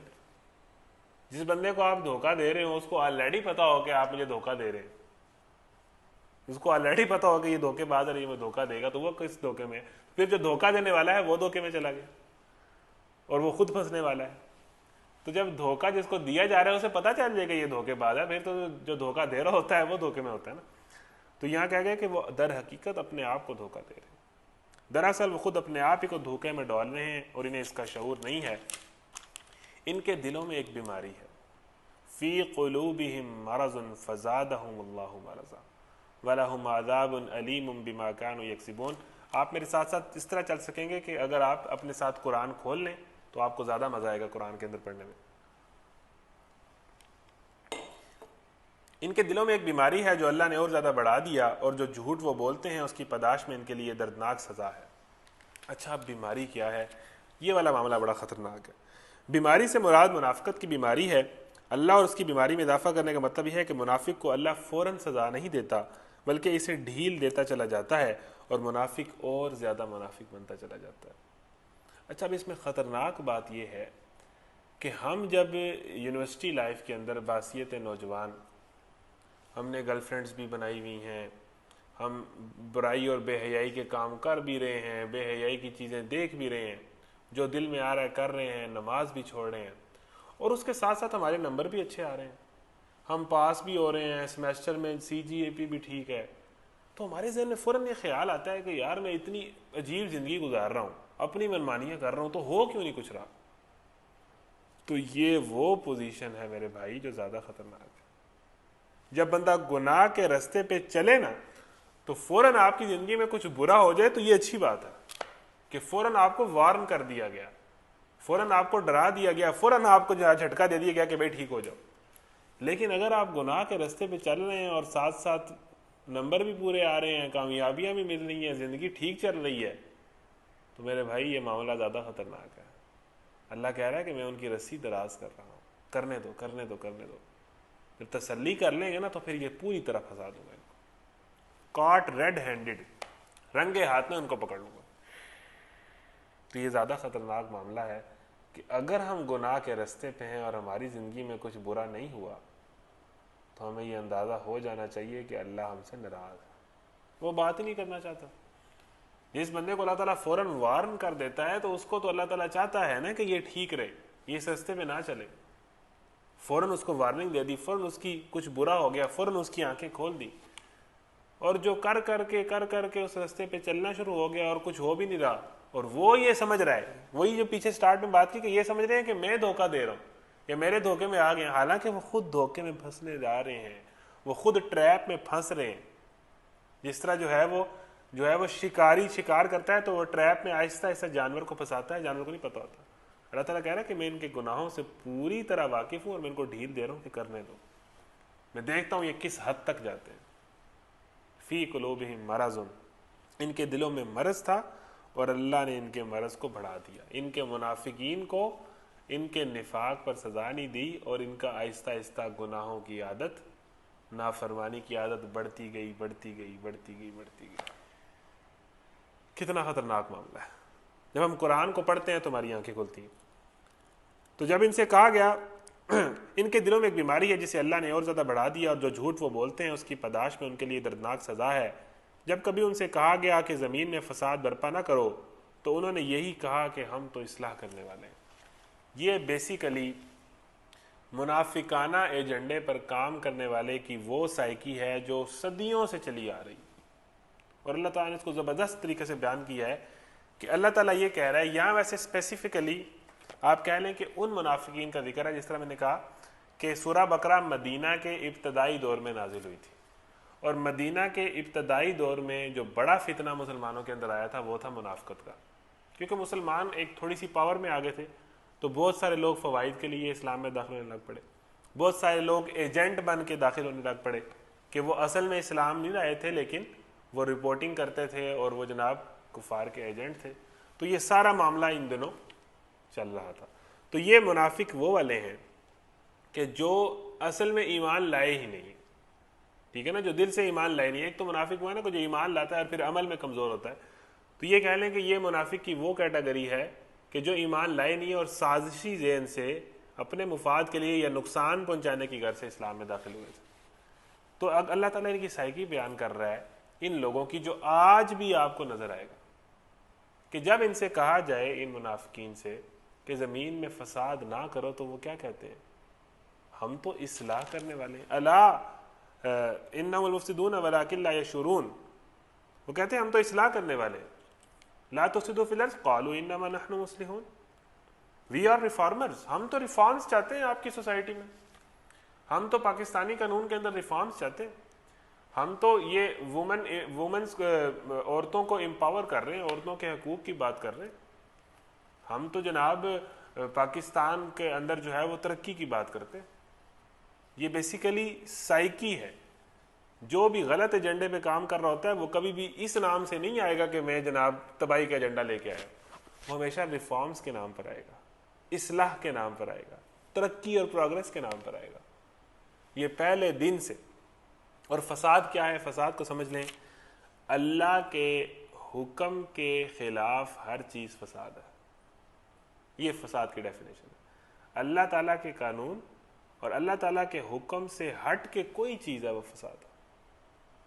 تو یہ لوگ بیسیکلی ان کا کام کیا ہے, یہ اللہ تعالیٰ کے قانون کے اندر تبدیلیاں, اللہ تعالیٰ کے دین کے اندر جو ہے وہ ریفارمز کرنا چاہتے ہیں اور نیا کلچر اور نئی دنیا اور نئی تہذیب لے کے آنا چاہتے ہیں, اور کہتے کیا ہیں کہ ہم ریفارمز کرنا چاہتے ہیں. کبھی نہیں یہ کہتے کہ ہم فساد کرنے آئے.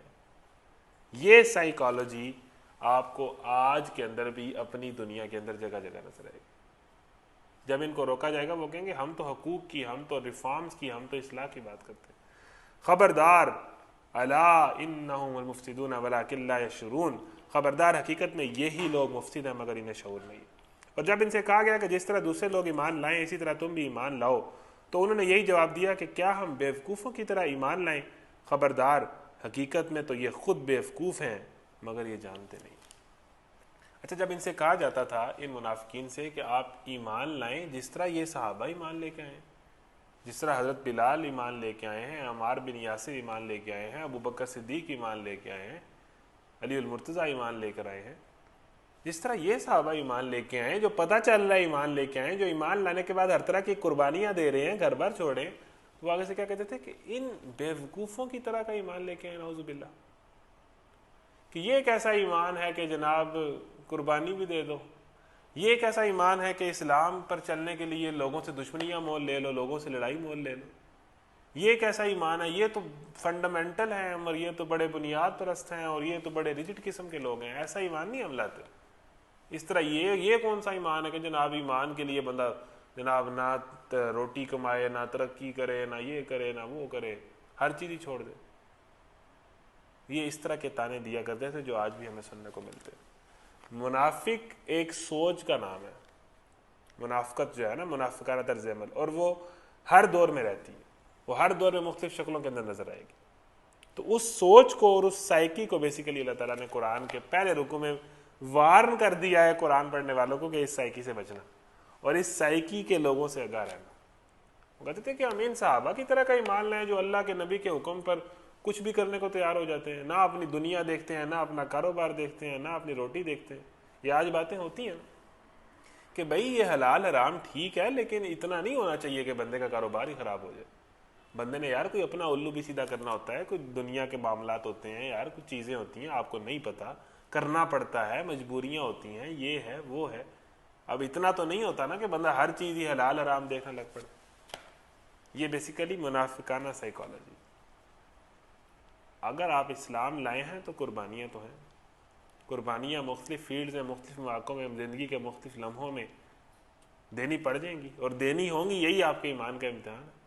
تو جب ان سے کہا جاتا ہے کہ اس طرح کا ایمان لاؤ تو کہتے ہیں کہ کیا ہم بیوقوفوں کی طرح ایمان لائیں, خبردار حقیقت میں تو یہ خود بیوقوف ہیں مگر یہ جانتے نہیں. رأس الحکمت مخافت اللہ, دنائی کی اصل اللہ کا خوف. جو بندہ اللہ سے ڈر گیا وہ عقل مند ہے, اور جو بندہ اللہ سے نہ ڈرا وہ بیوقوف ہے. اصل عقل مند وہ ہے جو بے حیائی کا کام نہ کرے, عقل مند وہ ہے جو جھوٹ نہ بولے, عقل مند وہ ہے جو نماز پڑھ لے. جو یہ کام نہیں کر رہا نا وہ بیوقوف ہے. جس کے اندر اللہ کا خوف ہے وہی عقل مند ہے. عقل مند اس کو کہتے ہیں نا کہ جو اپنا فائدہ دیکھ لے.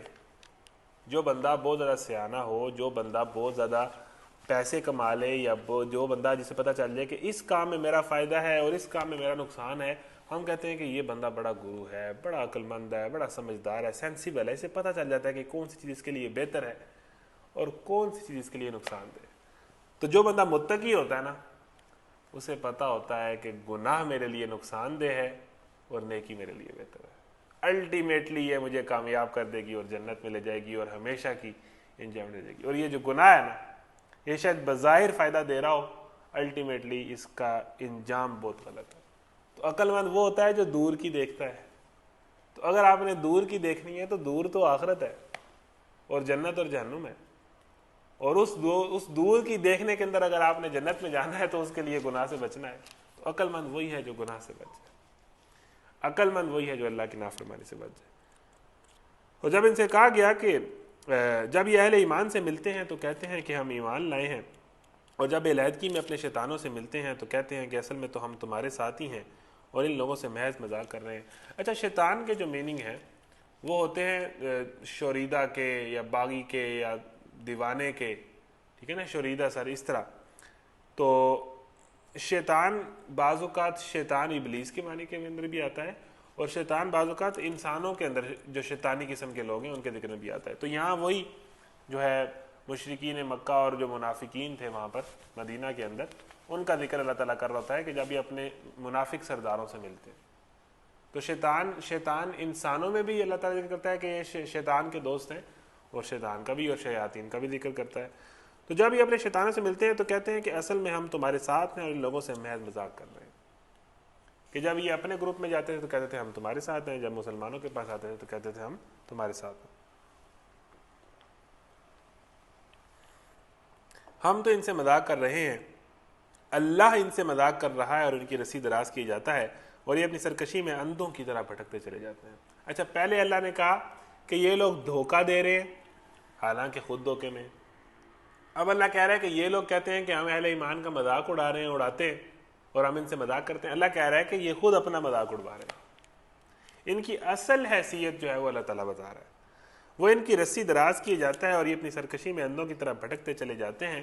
اللہ تعالیٰ کہتا ہے کہ میں تو ان کو خود سزا نہیں دے رہا، میں دیکھ رہا ہوں کہ یہ کس حد تک جاتے ہیں، کیا کرتے ہیں، اور یہ اپنی سرکشی میں اندھوں کی طرح بھٹکتے چلے جاتے ہیں. یہ وہ لوگ ہیں جنہوں نے ہدایت کے بدلے گمراہی خرید لی، مگر یہ سودا ان کے لیے نفع بخش نہیں ہے اور یہ ہرگز صحیح راستے پر نہیں ہے. یہ وہ لوگ ہیں جنہوں نے ہدایت کے بدلے گمراہی خرید لی.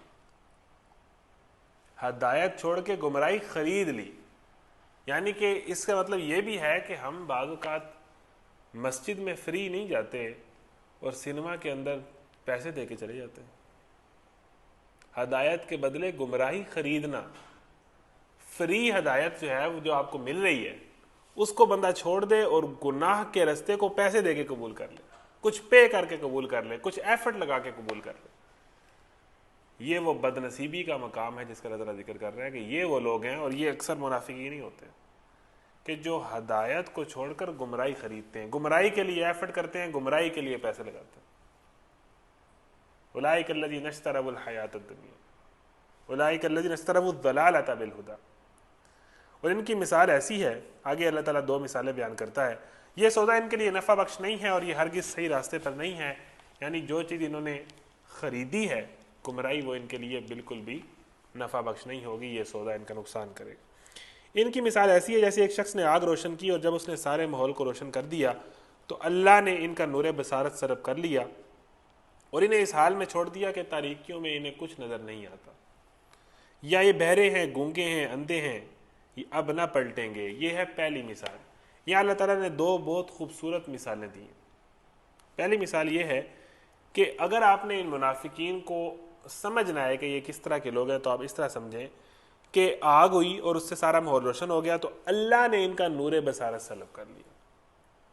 اب یہاں پر آگ سے مراد یہ ہے اسلام کی روشنی. ایک شخص نے مدینہ کے اندر یا مکہ کے اندر یا مکہ مدینہ کے اندر اسلام کی روشنی جو ہے، وہاں پر اندھیرے تھے کفر کے، جہالت کے، شرک کے، ٹھیک ہے نا، بے حیائی کے، تو وہاں پر ایک اللہ کے نبی نے اسلام کی شمع روشن کی، اسلام کی آگ جو ہے وہ روشن کی، اور اس سے ہر چیز واضح ہوگی کہ کیا حق ہے اور کیا غلط ہے. تو جب روشنی ہوئی اس اندھیرے کے اندر تو اللہ تعالیٰ کہتا ہے کہ منافقین کی مثال ایسے ہے کہ جب روشنی ہوئی تو اللہ تعالیٰ نے ان کی بینائی چھین لی، انہیں روشنی نظر ہی نہیں آتی. یہ نہیں کہ اللہ نے چھین لی ہے اس لیے نظر نہیں آتی، ان کے کرتوت اس طرح کے تھے کہ ان کی آنکھیں دیکھتی ہیں مگر حق کو نہیں دیکھتی. ان کی آنکھیں حق بات کو سنتی ہیں لیکن وہ ایک کان کے اندر سے جاتی ہے دوسرے سے نکل جاتی ہے. یہ دیکھتے ہیں مگر دیکھتے نہیں ہیں، یہ سنتے ہیں مگر سنتے نہیں. تو یہ ان کا معاملہ ہے کہ جب روشنی ہوئی اسلام کی تو اللہ تعالیٰ نے ان کو گویا نبینا کر دیا. یہ حق کو دیکھنے سے قاصر ہو گئے. جس طرح روشنی دیکھ کے الو کی آنکھیں بند ہو جاتی ہیں، اس طرح ان کی آنکھیں چندی آ گئی. اللہ تعالیٰ کہتا ہے یہ بہرے ہیں، یہ گونگے ہیں، یہ اندھے. جو بندہ آنکھوں کے باوجود حق کو دیکھ نہ سکے اور اسے حق بات کی سمجھ نہ آئے اور حق کو وہ جو ہے وہ محسوس نہ کر سکے، وہ اس کی آنکھیں کس کام کی؟ اس نے تو آنکھوں سے جو کام کرنا تھا وہ کیا ہی نہ. جو بندہ حق بات سن کے سمجھ نہ سکے اس کے کان کس کام کے، اور جس بندے کی زبان سے حق بات نہ نکلے اس کی زبان کس کام کی۔ اللہ تعالیٰ کہتے ہیں یہ بہرے ہیں، یہ اندھے ہیں، یہ گونگے ہیں۔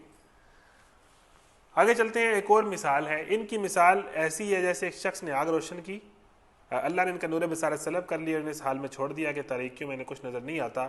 یہ بہرے ہیں، گونگے، اندھے ہیں، یہ اب نہ پلٹیں گے۔ یا پھر ان کی مثال یوں سمجھو کہ ایک آسمان سے زور کی بارش ہو رہی ہے اور اس کے ساتھ اندھیری گھٹا ہے اور کڑک اور چمک بھی ہے۔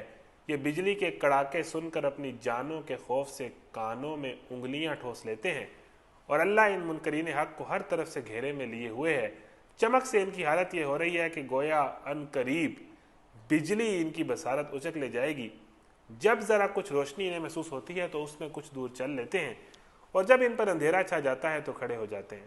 اللہ چاہتا تو ان کی سماعت اور بصارت بالکل ہی سلب کر لیتا، یقیناً اللہ ہر چیز پر قادر ہے۔ اب یہ ہے منافقین کی دوسری قسم، اور یہ ذرا سنیں اور ذرا دل تھام کے سنیں کہ یہاں بات کیا ہو رہی ہے۔ اللہ تعالیٰ نے ایک مثال دی ہے اور بڑی خوبصورت مثال ہے۔ مثال ہے کہ بارش ہو رہی ہے، موسلا دھار بارش ہو رہی ہے، اور اس کے ساتھ بجلی بھی ہے، کڑاکے بھی ہے، چمک بھی ہے، گھن گرج بھی ہے۔ اب یہ لوگ کیا کرتے ہیں؟ پچھلے لوگوں نے کیا کیا تھا کہ اندھیرے کے اندر جب روشنی ہوئی تو اللہ تعالیٰ نے ان کی بینائی چھین لی۔ دوسری طرح کے منافقین کی مثال کیسے ہے کہ یہ بارش ہو رہی ہے اور بارش کے اندر جو ہے ٹھنڈی بارش ہے، پانی برس رہا ہے، رحمت کی بارش ہے، لیکن اس کے ساتھ ساتھ بجلی بھی ہے، کڑاکے بھی ہیں، گھن گرج بھی ہے اور خوفناک آوازیں بھی ہیں۔ تو اللہ تعالیٰ کہتا ہے کہ جب بجلی چمکتی ہے تو یہ اپنی جو انگلیاں ہیں وہ اپنے کانوں میں ٹھوس لیتے ہیں اور آنکھیں بند کر لیتے ہیں اور چلتے نہیں، رک جاتے ہیں، اور جب یہ بجلی کے کڑاکے اور گھن گرج ختم ہو جاتی ہے تو یہ چلنے لگ پڑتے ہیں۔ اس کا مطلب کیا ہے؟ یہاں پر اس مثال سے بارش سے مراد ہے اسلام کی رحمت کی بارش، بارش سے مراد ہے اسلام کی رحمت کی بارش، اور بجلی کے کڑاکے اور گھن گرج اور یہ جو خوفناک آوازیں ہیں جو خوف پیدا کرتی ہیں، یہ کیا ہے؟ یہ اسلام کی راہ میں آنے والی مشکلات ہیں۔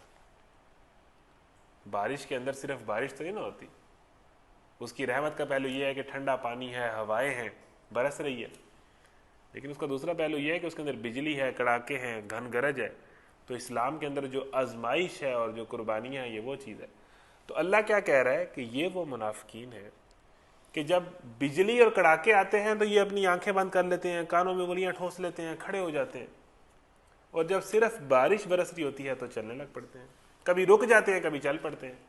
یعنی یہ وہ لوگ ہیں جو اسلام کو مانتے تو ہیں، سچے دل سے ایمان تو لائے ہیں، لیکن جب قربانی دینے کی باری آتی ہے تو رک جاتے ہیں۔ آپ اندازہ کریں کہ یہ کون لوگ ہیں، ذرا سوچیں کہ ایمان لائے ہیں، سچے دل سے ایمان لائے ہیں، لیکن جب ایمان کے لیے قربانی دینے کی باری آتی ہے، یقیمون الصلاۃ، نماز پڑھنے کی باری آتی ہے، نہیں پڑھی جاتی، خرچ کرنے کی باری آتی ہے، نہیں خرچ کیا جاتا، جہاد کرنے کی باری آتی ہے، نہیں ہوتا، اپنے آپ کو برائی اور بے حیائی سے بچنے کی باری آتی ہے تو نہیں کنٹرول کر پاتے، نفس پر کنٹرول کرنے کی باری آتی ہے تو ہمت ہار جاتے ہیں، کہتے ہیں جی زمانہ بدل گیا، اب تو ممکن ہی نہیں ہے، اب تو وہ باتیں نہیں رہی۔ یہ وہ منافقین ہیں جو اللہ کو تو مانتے ہیں لیکن اللہ کی ماننے میں ناکام ہیں۔ یہ ہے منافقین کی دوسری کیٹیگری، اور یہی 3 طرح کے لوگ ہیں اس دنیا میں۔ نمبر 1 اہل ایمان جو کامیاب ہیں، نمبر 2 اہل کفر جن پر تو مہر لگ گئی ہے، جنہوں نے عذاب عظیم کا حقدار ٹھہرنا ہی ٹھہرنا، اور نمبر 3 منافقین۔ یہ تیسرا گروہ ہے، اور اس گروہ کے اندر 2 کیٹیگریز ہیں، ایک وہ جو ایمان ہی سرے سے ٹھیک طرح نہیں لائے اور سازش کے ذہن سے آئے، اور اہل ایمان میں جب جاتے ہیں کہتے ہیں ہم آپ کے ساتھ ہیں، اپنے شیاطین کے پاس جاتے ہیں کہتے ہیں آپ کے ساتھ ہیں، اور کہتے ہیں کہ ہم ان بیوقوفوں کی طرح ایمان نہیں لائیں گے۔ اور دوسرے منافقین وہ ہیں جو ایمان تو لائے ہیں لیکن ایمان کے لیے قربانی نہیں دے پاتے، نماز نہیں پڑھی جاتی، جب سستی کو قربان کرنے کی باری آتی ہے تو نہیں ہوتا، جب نفس کو کنٹرول کرنے کی باری آتی ہے تو نہیں ہوتا، جب اسلام کے لیے کچھ قربان کرنے کی باری آتی ہے تو نہیں ہوتا۔ یہ وہ منافقین جو رحمت کی بارش کے اندر جب بجلی اور کڑاکے آئیں تو یہ ان سے برداشت نہیں ہوتا۔ اب آگے کیا ہے؟ آگے جو بات ہے وہ بڑی سخت ہے۔ اللہ چاہتا تو ان کی سماعت اور بصارت بالکل ہی سلب کر لیتا، اب آپ نے منافقین کی اگر پہلی مثال پڑھی ہے تو اس میں اللہ نے یہ کہا ہے کہ اللہ تعالیٰ یہ بہرے ہیں، یہ گونگے ہیں، یہ اندھے ہیں، ان کی بصارت اللہ نے چھین لی ہے. اور دوسری طرح کے منافقین کو اللہ کہہ رہا ہے کہ اگر آپ کا یہی رویہ رہا کہ نماز کبھی پڑھی کبھی نہ پڑھی، کبھی برائی اور بے حیائی کر لی اور کبھی بچ گئے، ٹھیک ہے نا، کبھی جناب ٹھیک ہو گئے کبھی غلط ہو گئے، اگر یہی رویہ رہا اور جناب جب اسلام میٹھا میٹھا اسلام قبول ہوا اور جب مشکل باری آئی تو جناب توبہ کر لی، تو ان قریب کیا ہوگا کہ تم منافقین کی پہلی کیٹیگری میں چلے جاؤ گے.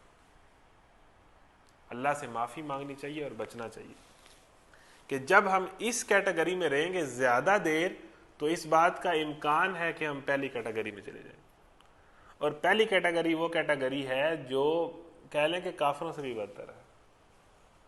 ان المنافقین فی الدرک الاسفل من النار، کہ منافقین جہنم کے سب سے نچلے گڑھے میں ہوں گے، یہ اسی کیٹیگری کے لیے. اس کیٹیگری سے جب بندہ گناہ کرتا ہے نا اور گناہ کرتا چلا جاتا ہے اور کچھ دیر شرمندہ ہوتا ہے، پھر شرمندگی بھی ختم ہو جاتی ہے اور گناہ اس کی عادت بن جاتی ہے، زندگی کا حصہ بن جاتا ہے، تو پھر ایک لمحہ آتا ہے اسے گناہ پر شرمندگی نہیں ہوتی، اس سے کوئی مسئلہ نہیں ہوتا، اور پھر وہ اس کو جسٹیفائی کرنے لگ پڑتا ہے کہ اس میں کیا ہے، پھر اس کی تعویلیں نکالتا ہے کہ یہ ٹھیک ہے، پھر اس پہ سوال کرنا شروع ہوتا ہے کہ یہ کیسے غلط ہو سکتا ہے. یہ وہ ہے جب وہ دوسری کیٹیگری سے پہلی کیٹیگری میں جا رہا ہوتا ہے.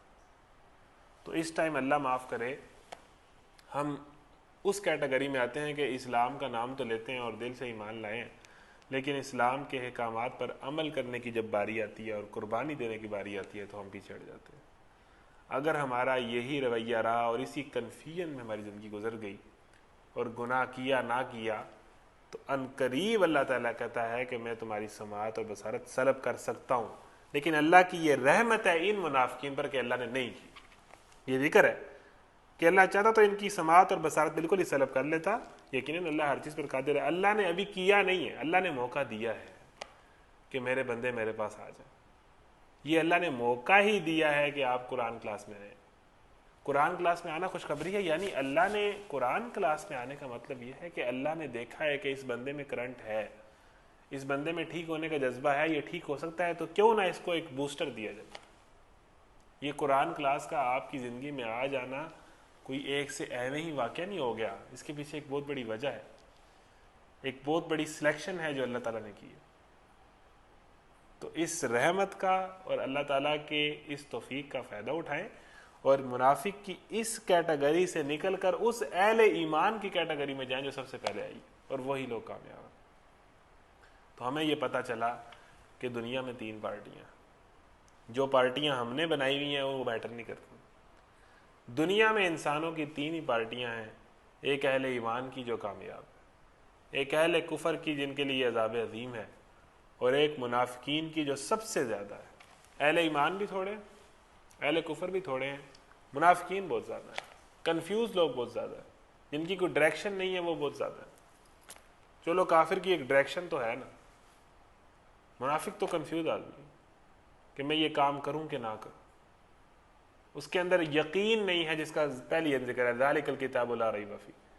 اس کی بیسیکلی وہ عقائد کمزور ہیں جس کی وجہ سے وہ عمل نہیں کر پا رہا ہوتا. جو بیسکس بتائی ہیں اسلام نے پہلے سپارے، یہ پہلی آیات کے اندر اہل ایمان کی صفات کے اندر، وہ چیزیں اس کی گڑبڑ ہیں. تو اللہ تعالیٰ کہہ رہا ہے کہ اگر تم اسی حالت میں رہے تو ان قریب اللہ تمہاری سماعت بھی سلب کر لے گا، بصارت بھی سلب کر لے گا، اور وہی حال کر دے گا جو پہلی کیٹیگری والے منافقین کا. تو اللہ تعالیٰ سے دعا ہے کہ وہ ہمیں ہر طرح کے نفاق سے بچنے کی توفیق عطا فرمائے. آگے چلتے ہیں جی.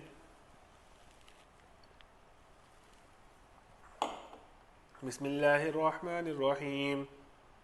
یا ایھا الناس اعبدوا ربکم الذی خلقکم والذین من قبلکم لعلکم تتقون الذي جعل لكم الأرض فراشا والسماء بناء وأنزل من السماء ماء فأخرج به من الثمرات رزقا لكم فلا تجعلوا لله أندادا وأنتم تعلمون وإن كنتم في ريب مما نزلنا على عبدنا فأتوا بسورة من مثله وادعوا شهداءكم من دون الله إن كنتم صادقين فإن لم تفعلوا ولن تفعلوا فاتقوا النار التي وقودها الناس والحجارة أعدت للكافرين وبشر الذين آمنوا وعملوا الصالحات جنات تجري من تحتها الأنهار أن لهم جنات تجري من تحتها الأنهار كلما رزقوا منها من ثمرة رزقا قالوا هذا الذي رزقنا من قبل وأتوا به متشابها ولهم فيها أزواج مطهرة وهم فيها خالدون إن الله لا يستحيي أن يضرب مثلا ما بعوضة فما فوقها فأما الذين آمنوا فيعلمون أنه الحق من ربهم وأما الذين كفروا فيقولون ماذا أراد الله بهذا مثلا يضل به كثيرا ويهدي به كثيرا وما يضل به إلا الفاسقين الذين ينقضون عهد الله من بعد ميثاقه ويقطعون ما أمر الله به أن يوصل ويفسدون في الأرض أولئك هم الخاسرون كيف تكفرون بالله وكنتم أمواتا فأحياكم ثم يميتكم ثم يحييكم ثم إليه ترجعون هو الذي خلق لكم ما في الأرض جميعا ثم استوى إلى السماء فسواهن 7 سماوات وهو بكل شيء عليم. اب ہم تیز سے چلتے ہیں، آپ نے فکر نہیں کرنی. یا ایھا الناس اعبدوا، لوگو بندگی اختیار کرو. یہ ذرا اس کو کم کر دیں، اسی کو کافی ٹھنڈ کر رہا ہے. لوگو بندگی اختیار کرو اپنے اس رب کی جو تمہارا اور تم سے پہلے جو لوگ گزرے ہیں ان سب کا خالق ہے. تمہارے بچنے کی توقع اسی صورت سے ہو سکتی. اب اللہ تعالیٰ انسانوں کے اندر 3 گروہوں کا ذکر کرتا ہے: اہل ایمان، اہل کفر اور منافقین. اب آگے بات سنیں، اللہ تو پھر اللہ ہے، اور یہ اللہ کی محبت ہے کہ اللہ کہتا ہے کہ میں تم تینوں کا ہی رب ہوں. اللہ کافروں کا بھی رب ہے، اللہ منافقوں کا بھی رب ہے. رب تو سب کا اللہ ہی ہے، اللہ تو پورے جہان کا رب ہے، اللہ تو سب کا ہے. اب اللہ ان تینوں پارٹیوں کا ذکر کر کے سب کو اکٹھے کہتا ہے. جیسے میں کہنا کہ ایک استاد ہے، وہ پہلے ایک طالب علم کی تعریف کرتا ہے، ایک طالب علم کو متنبع کرتا ہے اور اس کو سمجھاتا ہے اور اس کی غلطیوں پہ نشاندہی کرتا ہے، اور ایک کو تھوڑا ڈانٹتا ہے، اس کو تھوڑی سی جھاڑ پلا دیتا ہے یا اس کو تھوڑا سا پنش کر دیتا ہے. پھر بعد میں پوری کلاس کو وہ لیکچر دیتا ہے اور کہتا ہے کہ بچوں میری بات سمجھو، یہ کام کرو تبھی صحیح جاؤ گے ورنہ مسائل ہو جائیں گے. اب اللہ تعالیٰ بھی کہتا ہے کہ انسانوں میں 3 طرح کے لوگ ہیں اور تینوں کا ذکر کرتا ہے، تینوں کی صفات بتاتا ہے، اور پھر اس کے بعد کہتا ہے کہ اے انسانوں. اب اے انسانوں وہ لفظ ہے جس سے یہ بات پتہ چلتی ہے کہ یہ کتاب جو ہے، یہ جو قرآن ہے نا، یہ صرف ایک پارٹی کے لیے نہیں آیا. یہ قرآن صرف پاکستانیوں کے لیے نہیں آیا، یہ قرآن صرف پٹھان یا پنجابیوں کے لیے نہیں آیا، یہ قرآن بڑی بات کہنے لگوں صرف مسلمانوں کے لیے نہیں آیا. یا ایھا الناس، قرآن کہتا ہے اے لوگو. جو بندہ بھی ہیومن ہے، جو انسان کی کیٹیگری میں آتا ہے، یہ قرآن اس کے لیے.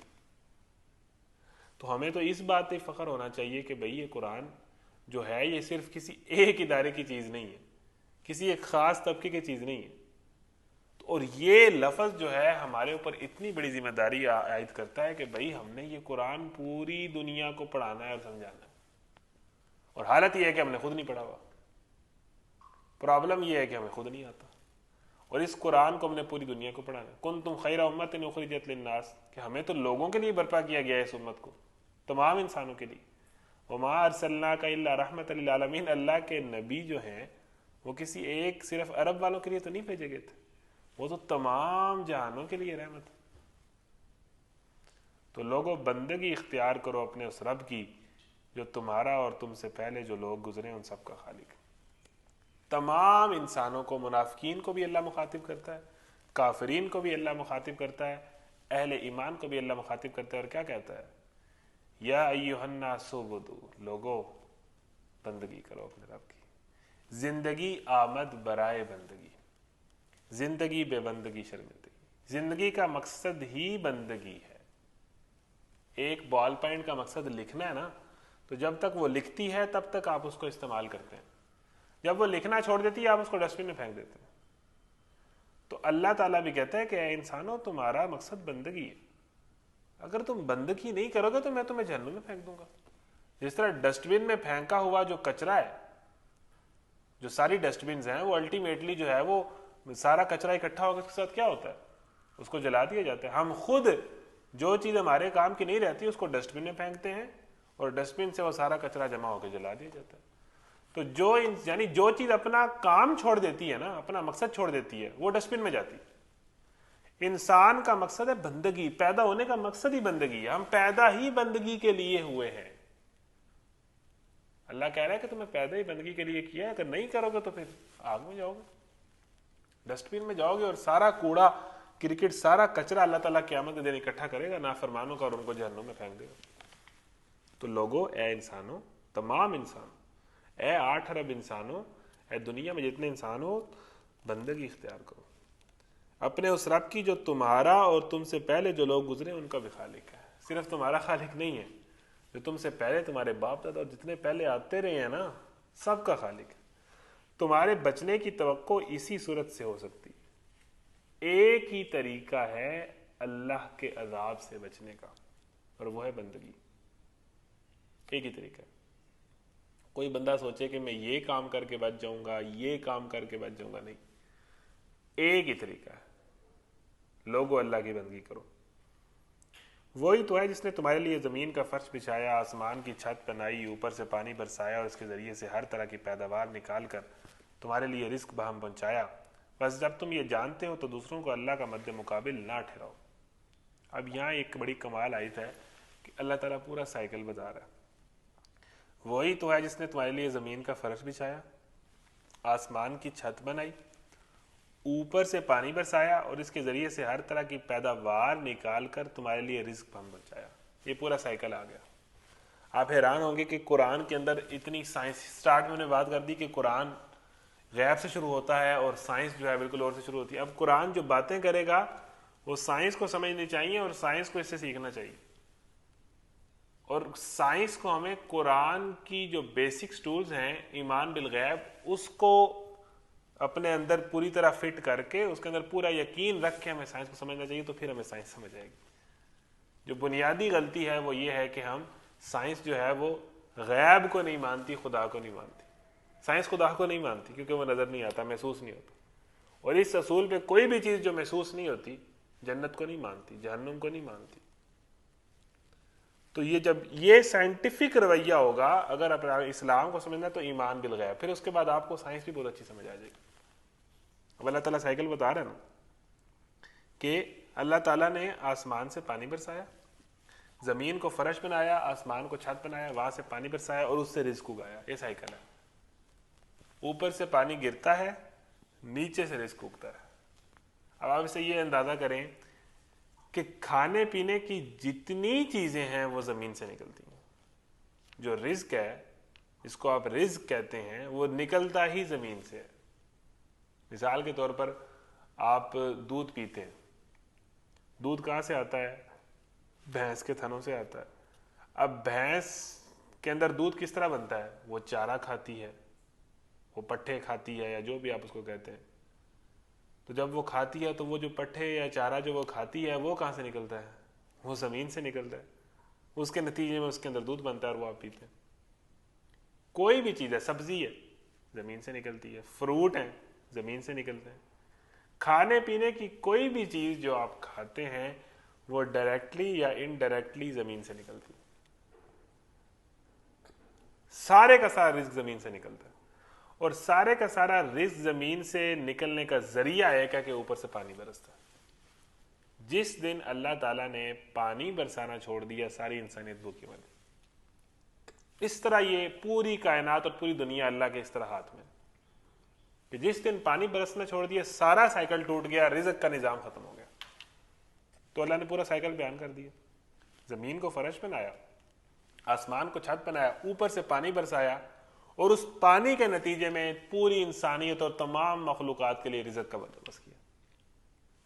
کتنے خوبصورت انداز سے ایک آیت کے اندر اللہ تعالیٰ نے پوری دنیا کا سسٹم بتا دیا، جس کو ہم نے کتنی تحقیق کر کر کے اور کتنی محنت کر کر کے ہم نے اس کو سمجھا.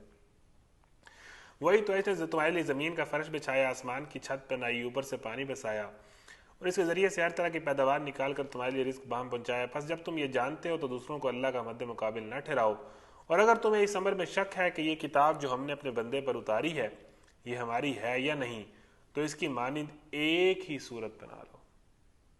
اب یہ اللہ تعالیٰ کا کھلا چیلنج ہے قرآن کے اندر کہ کوئی بندہ اگر یہ کہتا ہے کہ یہ کتاب اللہ کی نہیں ہے، یعنی مختلف باتیں ہیں نا جو ہم نے مان نہیں پڑی۔ ایک بندہ کہہ دے کہ جی میں یہ بات نہیں مان سکتا، میں یہ مانتا ہی نہیں ہوں کہ کتاب اللہ کی ہے، میں اس بات کو کیسے حق مانوں؟ اللہ تعالیٰ کہہ رہا ہے کھلا چیلنج ہے قرآن کا پوری انسانیت کو، رہتی دنیا تک جتنے انسان آئیں گے، 14 صدیوں سے یہ چیلنج ہے، اور ابھی تک کوئی اس چیلنج کو پورا نہیں کر سکا کہ آپ قرآن جیسی ایک صورت بنا لیں، قرآن جیسی ایک آیت بنا لیں۔ کوئی مائی کا لال اس چیلنج کو ابھی تک جیت نہیں سکا۔ کئیوں نے کوشش کی ہے اور وہ کوشش کر کے اتنا شرمندہ ہیں، خود اپنے آپ پر ان کے لوگوں پر ہنسے ہیں کہ یہ تم نے کیا کیا۔ قرآن کے پائے کی، قرآن کے معیار کی کوئی بندہ ایک صورت، حالانکہ اسلام کے خلاف بڑی بڑی سازشیں ہوئی ہیں، بڑا بڑا کچھ ہوا ہے، لیکن یہ جو اوپن چیلنج ہے یہ کوئی پورا نہیں کر سکا۔ اگر تم کہتے ہو کہ یہ قرآن کتاب، اس کی باتیں ٹھیک نہیں ہیں، یہ حق نہیں ہے، یہ قرآن اللہ کی طرف سے نہیں ہے، یہ نعوذ باللہ جھوٹی کتاب ہے، تو اس جیسی ایک صورت بنا کے دکھاؤ، ایک حصہ بنا کے دکھاؤ۔ اور یہ کام کرنے کے لیے اللہ تعالیٰ کہتا ہے کہ میرے علاوہ تم تمام انسانوں کی مدد لے لو، تمام ٹیکنالوجی کی مدد لے لو، تمام بتوں کی جو ان کو تم مانتے ہو ان کی مدد لے لو، تم اس جیسی ایک صورت نہیں بنا سکو گے۔ اور اگر تمہیں اس امر میں شک ہے کہ یہ کتاب جو ہم نے اپنے بندے پر اتاری ہے یہ ہماری ہے یا نہیں، تو اس کی مانند ایک ہی صورت بنا لو، اپنے سارے ہم نواؤں کو بلا لو، ایک اللہ کو چھوڑ کر باقی جس چیز کی چاہے مدد لے لو، اگر تم سچے ہو تو یہ کام کر کے دکھاؤ۔ لیکن اگر تم نے ایسا نہ کیا اور یقیناً کبھی نہیں کر سکتے تو ڈرو اس آگ سے جس کا ایندھن بنیں گے انسان اور پتھر۔ ہم گھبرا کے تو یہ کہتے ہیں کہ مر جائیں گے، مر کے بھی چین نہ آیا تو کدھر جائیں گے۔ یہ ہے اصل بات کہ انسان کے پاس آپشن کوئی نہیں ہے، اور یہی بات اللہ تعالیٰ قرآن میں بیان کر رہا ہے کہ تمہارے پاس آپشن یہ ہے کہ یا تو اللہ کی مانو، اور عقل بھی تمہاری یہ کہتی ہے کہ اللہ کی ماننی چاہیے۔ تمہیں یہ ساری دنیا دیکھ کے، یہ زمین، پیداوار، رزق دیکھ کے، آسمان سے پانی برستا دیکھ کے، یہ پورا چلتا ہوا سائیکل، کوئی تو ہے جو نظام ہستی چلا رہا ہے، وہی خدا ہے۔ یہ ساری باتیں جب تمہیں سمجھ آتی ہیں تو کیوں نہیں اللہ کی مانتے؟ وہ جس نے تمہیں پیدا کیا اور تم سے پہلے والے لوگوں کو بھی پیدا کیا، کیوں منافق بن جاتے ہو؟ کیوں کافر بن جاتے ہو؟ ایمان اپنے اندر کیوں نہیں پیدا کرتے؟ یہ دوسرے راستے کیوں اختیار کر لیتے ہو؟ تو تمہارے پاس آپشن یہ ہے کہ لوگوں اللہ کی بندگی کرو، جس نے تمہیں پیدا کیا، تم سے پہلے لوگوں کو پیدا کیا، تمہارے لیے ایک پوری دنیا کا پورا سسٹم بنایا، رزق کا بندوبست کیا، پانی کا بندوبست کیا، اور اس کے بعد ساتھ تمہارے ذہن کو اگر تم بہت لاجیکل ہو اور تمہاری تسلی نہیں ہوتی تو یہ بھی کہا کہ اس قرآن جیسی کوئی اور ایک صورت بنا کے دکھا دو، وہ بھی تم سے نہیں ہو رہا، تو پھر ایٹ لیسٹ یہ کام کرو کہ تم اللہ کی بندگی کرو۔ پھر بھی تم نے نہ کی تو ڈرو اس آگ سے، پھر مرنے کے بعد تم جلو گے۔ اب ہمارے پاس آپشن نہیں ہے، یا اللہ کی بندگی کرنی ہے اور کامیاب ہونا ہے، یا اپنے دل کی ماننی ہے اور آگ میں جانا ہے۔ یہ دو ہی آپشن ہے انسان کے پاس۔ اور اگر تم ایسا نہ کر سکے، یا تو انسان قرآن کو چیلنج کر دے اور کہے کہ یہ غلط ہے اور اس کی جیسی کوئی اور نئی چیز لے کے، اگر وہ نہیں کر رہا تو اس کے پاس آپشن نہیں ہے، اللہ کی بندگی کے علاوہ اس کے پاس کوئی آپشن نہیں۔ تو یہ کوئی ایسی بات نہیں ہے کہ دل کیا تو کر لی اور نہ دل کیا تو نہ کی۔ یہ زندگی موت کا مسئلہ ہے، یہ جنت جہنم کا مسئلہ ہے۔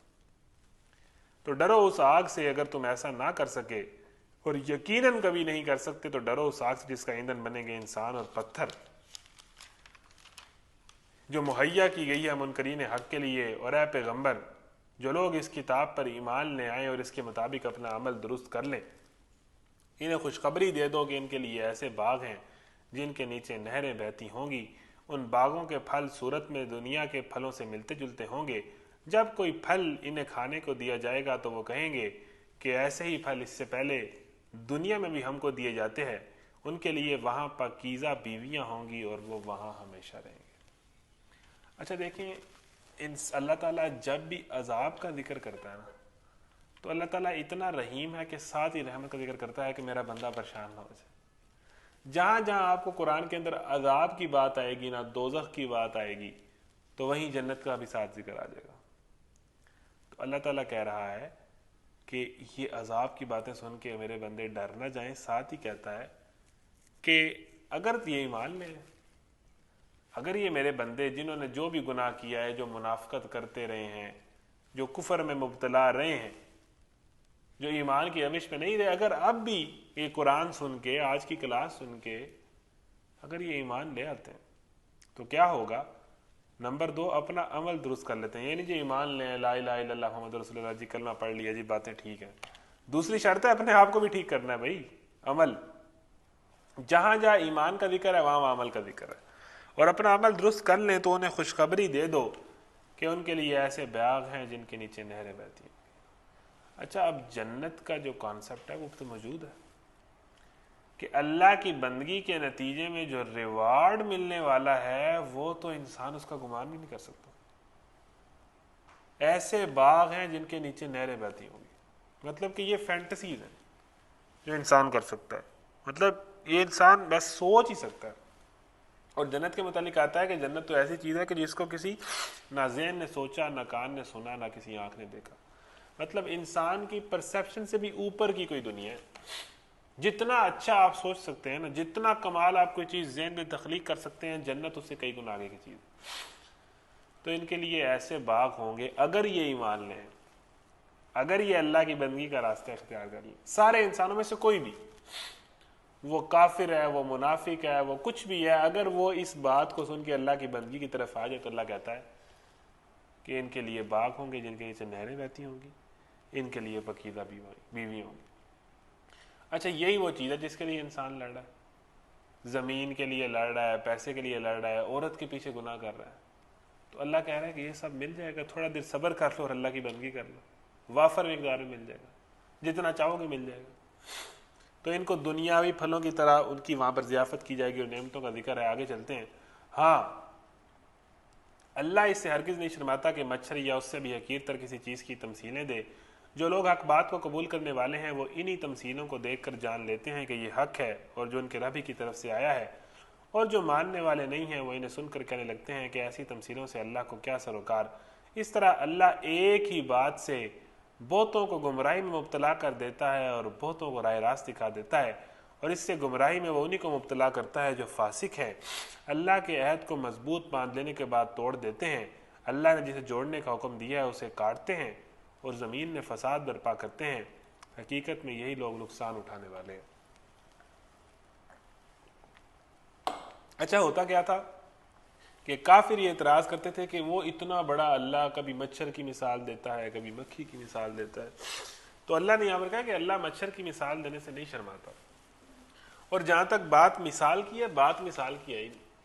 مسئلہ ہے بندگی کرنے کا یا نہ کرنے کا، مسئلہ ہے بات ماننے کا یا انکار کرنے کا۔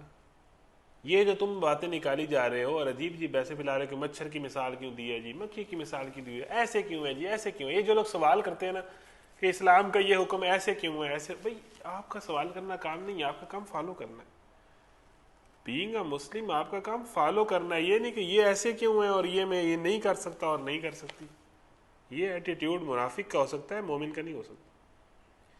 تو اللہ کہہ رہا ہے کہ میں کوئی بھی مثال دیتے ہوئے نہیں شرماتا، چاہے مچھر کی ہو، میں ایک ہی مثال دیتا ہوں، اور جس نے گمراہ ہونا ہوتا ہے وہ اس مثال سے گمراہ ہو جاتا ہے، جس نے ہدایت پانی ہوتی ہے وہ ہدایت پا لیتا ہے۔ تو ہدایت تو بھائی بندے کے اندر ہے۔ معراج کا واقعہ ہوتا ہے تو ابو جہل مزید گمراہی میں چلا جاتا ہے کہ بھئی اللہ تعالیٰ کے نبی کی دشمنی میں، اور وہی معراج کا واقعہ ہوتا ہے تو حضرت ابو بکر صدیق کا ایمان مزید پختہ ہو جاتا ہے۔ ایک ہی واقعے سے مومن کا ایمان مزید پختہ ہو رہا ہے۔ جنگ کا موقع آتا ہے، جنگ احزاب کا، تو جو مسلمان ہوتے ہیں ان کے ایمان میں اضافہ ہو جاتا ہے جب وہ اٹیک ہوتا ہے، اور جو منافقین ہوتے ہیں ان کا ایمان ختم ہو جاتا ہے۔ تو ایک ہی مثال سے، ایک ہی واقعے سے آپ بھی دیکھتے ہیں کہ آپ کی زندگی میں کوئی حادثہ ہو جائے تو بہت سارے لوگ ایسے ہیں جو ڈر کے اللہ کے قریب ہو جاتے ہیں، اور بہت سارے لوگ ایسے ہوتے ہیں کہ جو مزید باغی ہو جاتے ہیں، مزید خراب ہو جاتے ہیں، مزید ڈھیٹ ہو جاتے ہیں۔ تو اللہ تعالیٰ ایک ہی واقعے سے، ایک ہی مثال سے، ایک ہی ایونٹ سے بہت سے لوگوں کو گمراہ کر دیتا ہے۔ اب کرونا ہے، کرونا میں بھی جس کو اللہ کا خوف نہیں آیا، ٹھیک ہے نا. اس وبا کی صورت میں ایک عجیب آزمائش اور حادثے کی صورت میں بہت سارے لوگ ایسے ہوں گے جو اللہ کے قریب چلے گئے ہوں گے, بہت سارے لوگ ایسے ہوں گے جو اس صورت عالم میں نہیں ڈر رہے ہوں گے, اور وہ آگے انہیں پھر کس چیز نے ڈرانا ہے, پھر وہ مزید گمراہی میں چلے جائیں گے. تو جس نے ٹھیک ہونا ہوتا ہے اس کے لیے تو کوئی واقعہ, کوئی ایک لیکچر, کوئی کلاس, کوئی واقعہ, کوئی ایونٹ, کوئی حادثہ ہی ہونا ہوتا ہے, یا کوئی چیز اس کو خود اس طرف لے آتی ہے. اور جس کو فکر ہی نہ ہو, جس کو پرواہ ہی نہ ہو, اس کے لیے جناب کوئی بھی چیز ہو جائے اسے کوئی فرق نہیں پڑتا. ان کے سامنے تو حضرت ابراہیم آگ میں کود کر وہاں سے زندہ نکل آئے تو انہیں کوئی فرق نہیں پڑتا. تو بیسیکلی جس نے بات سمجھنی ہو وہ سمجھ لیتا ہے. آگے چلتے ہیں جی. حقیقت میں یہ لوگ نقصان اٹھانے والے ہیں. تم اللہ کے ساتھ کفر کا رویہ کیسے اختیار کرتے ہو حالانکہ تم بے جان تھے؟ اس نے تم کو زندگی عطا کی, پھر وہی تمہاری جان سلب کرے گا, پھر وہی تمہیں دوبارہ زندگی عطا کرے گا, پھر اسی کی طرف تمہیں پلٹ کر جانا ہے. وہی تو ہے جس نے تمہارے لیے زمین کی ساری چیزیں پیدا کی, پھر اوپر کی طرف توجہ فرمائی اور 7 آسمان استوار کیے, اور وہ ہر چیز کا علم رکھنے والا ہے. کیف تکفرون باللہ. اللہ انسان سے سوال کرتا ہے کہ تم اللہ کا کفر کیسے کر لیتے ہو, تم گناہ کیسے کر لیتے ہو, تم نافرمانی کیسے کر لیتے ہو اس خدا کی جس نے تمہیں پیدا کیا جب تم بے جان تھے. یعنی اگر آپ کی ڈیٹ آف برتھ 96 ہے یا 95 ہے تو آپ سوچیں کہ 94 میں آپ کہاں تھے, یا 93 میں آپ کہاں تھے. آپ کہیں بھی نہیں تھے, آپ کو کوئی نہیں جانتا تھا, آپ کا کوئی ذکر تک نہ کرتا تھا. یا آپ کہہ لیں کہ 2080 میں یا 2090 میں آپ کہاں ہوں گے, یا 10 سال اور بڑھا لیں, کوئی بھی آپ کو جانتا نہیں ہوگا. میں تو کہتا ہوں کہ بات یہ ہے کہ ہم پاکستان کے نا پچھلے 5 وزیر اعظم, اگر آپ سے پوچھو نا کہ پچھلے 5 وزیر اعظم کا نام بتا دیں, زیادہ اگر آپ کے پاس سیاست کا نالج ہے تو میں کہوں کہ آپ پچھلے 10 وزیر اعظموں کا نام بتا دیں تو آپ نہیں بتا سکیں. بندے کا ذکر رہتا ہی نہیں ہے. بندہ یہ سمجھ رہا ہوتا ہے کہ جناب بڑی بات ہے, اور جناب بڑی واہ واہ ہو رہی ہے, اور جناب دنیا میرے پیچھے ہی مر رہی ہے. وہ بھائی وزیر اعظم پچھلے 4-5 وزیر اعظم سے پچھلے وزیر اعظم کا نام نہیں ہمیں یاد, بھائی جو وزیر اعظم تھا, جو ملک کا سب سے بڑا آدمی تھا, اس کا ذکر ختم ہو گیا ہے. ابھی یہ پچھلے 10 سال کی کہانی اگر آپ لیں تو پچھلے 15-20 سال کی اسی ملک کی, تو بندے کا ذکر ختم ہو جاتا ہے.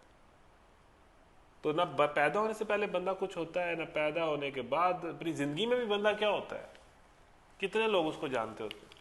ہمیں یہ ٹینشن لگی رہتی ہے کہ جی میری گیم خراب ہو رہی ہے, اور جناب میں ایسے کروں گا تو وہ ایسا سوچے گا. کون ایسا سوچے گا, اور وہ کون کتنا سوچے گا, یہ ہم نے ذہن میں ہی ہمارے باتیں ہوتی ہیں, اس کے حقیقت سے کوئی تعلق نہیں. انسان کی جو حیثیت ہے وہ بڑی عجیب سی ہے. زمین کھا گئی آسماں کیسے کیسے, اس نے آنا ہے, اس نے چلے جانا ہے.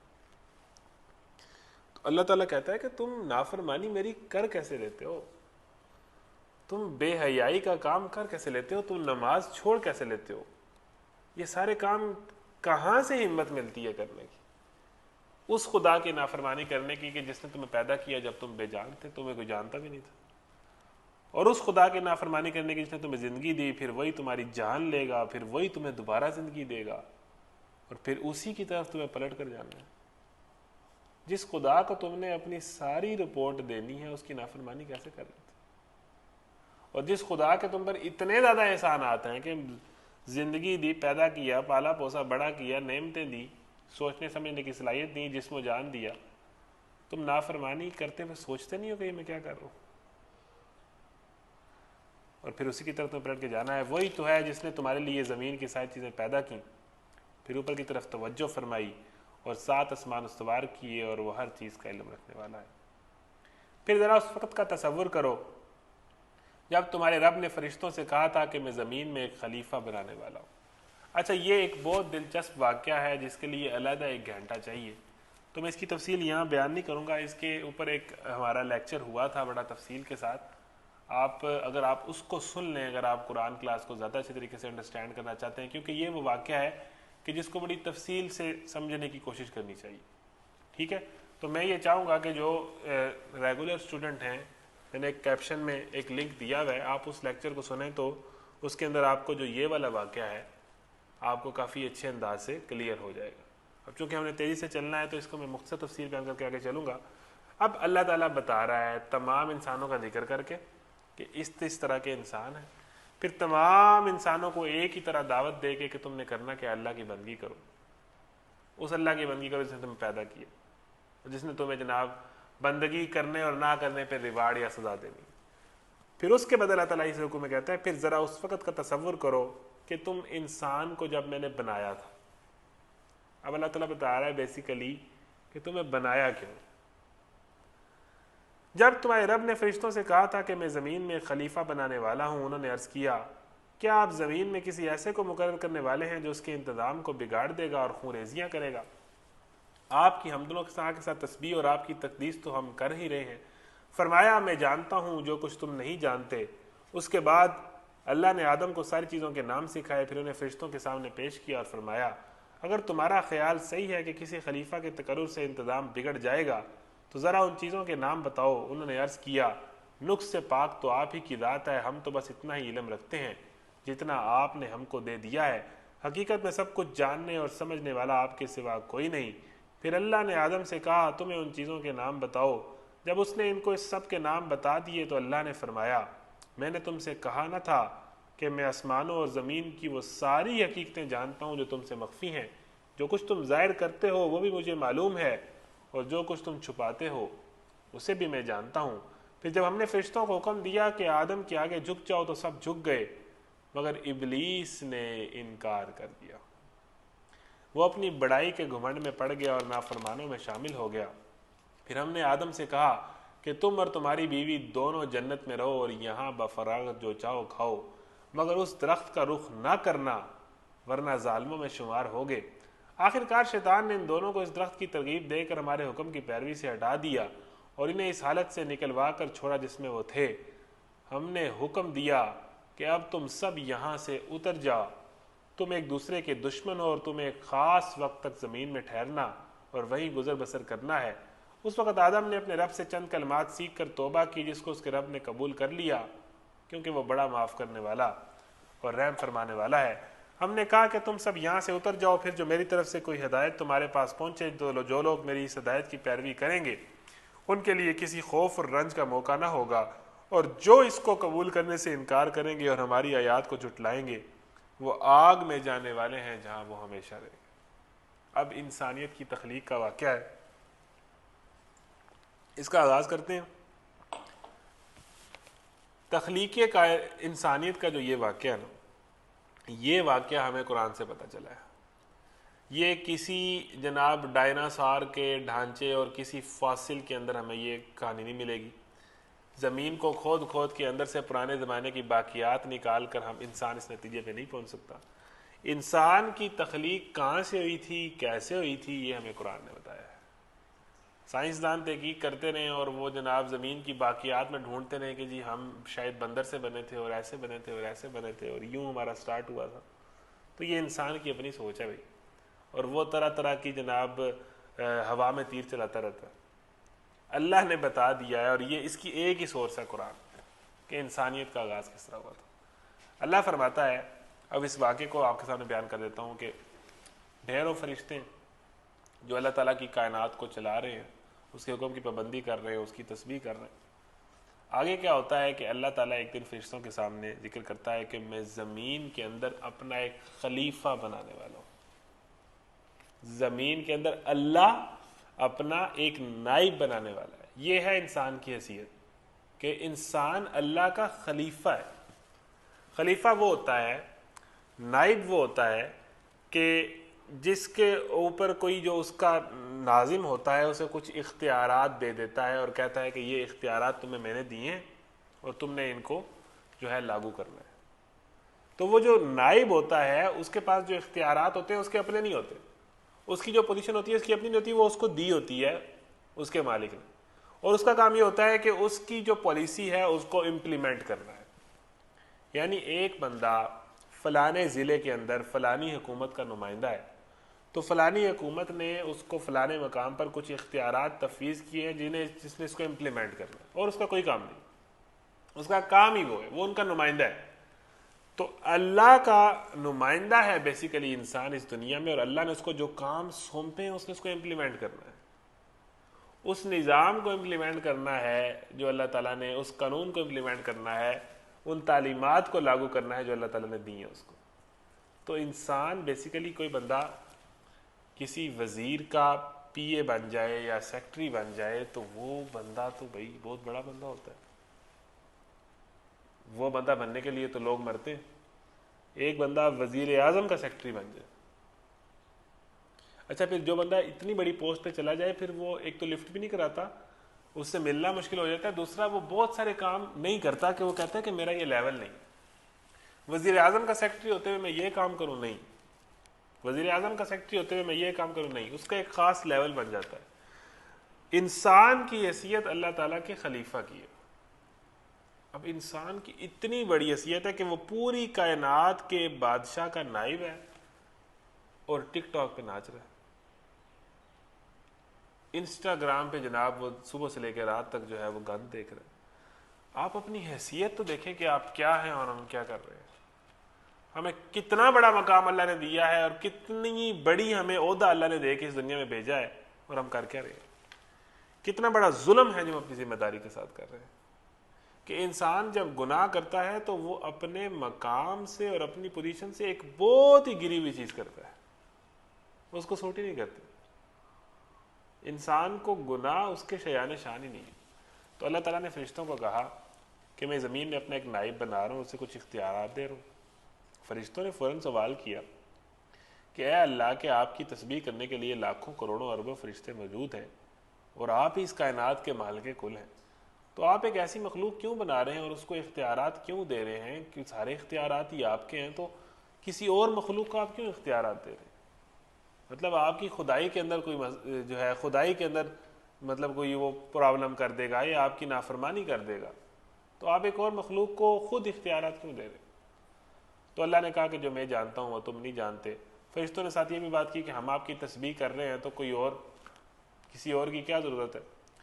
تو اللہ نے کہا کہ جی میں نے یہ سوچ لیا ہے کہ میں نے ایک نئی مخلوق بنانی ہے, اور جو میں جانتا ہوں جو میرے ذہن میں بات ہے وہ تم اس کو نہیں سمجھ سکتے. ٹھیک ہے جی.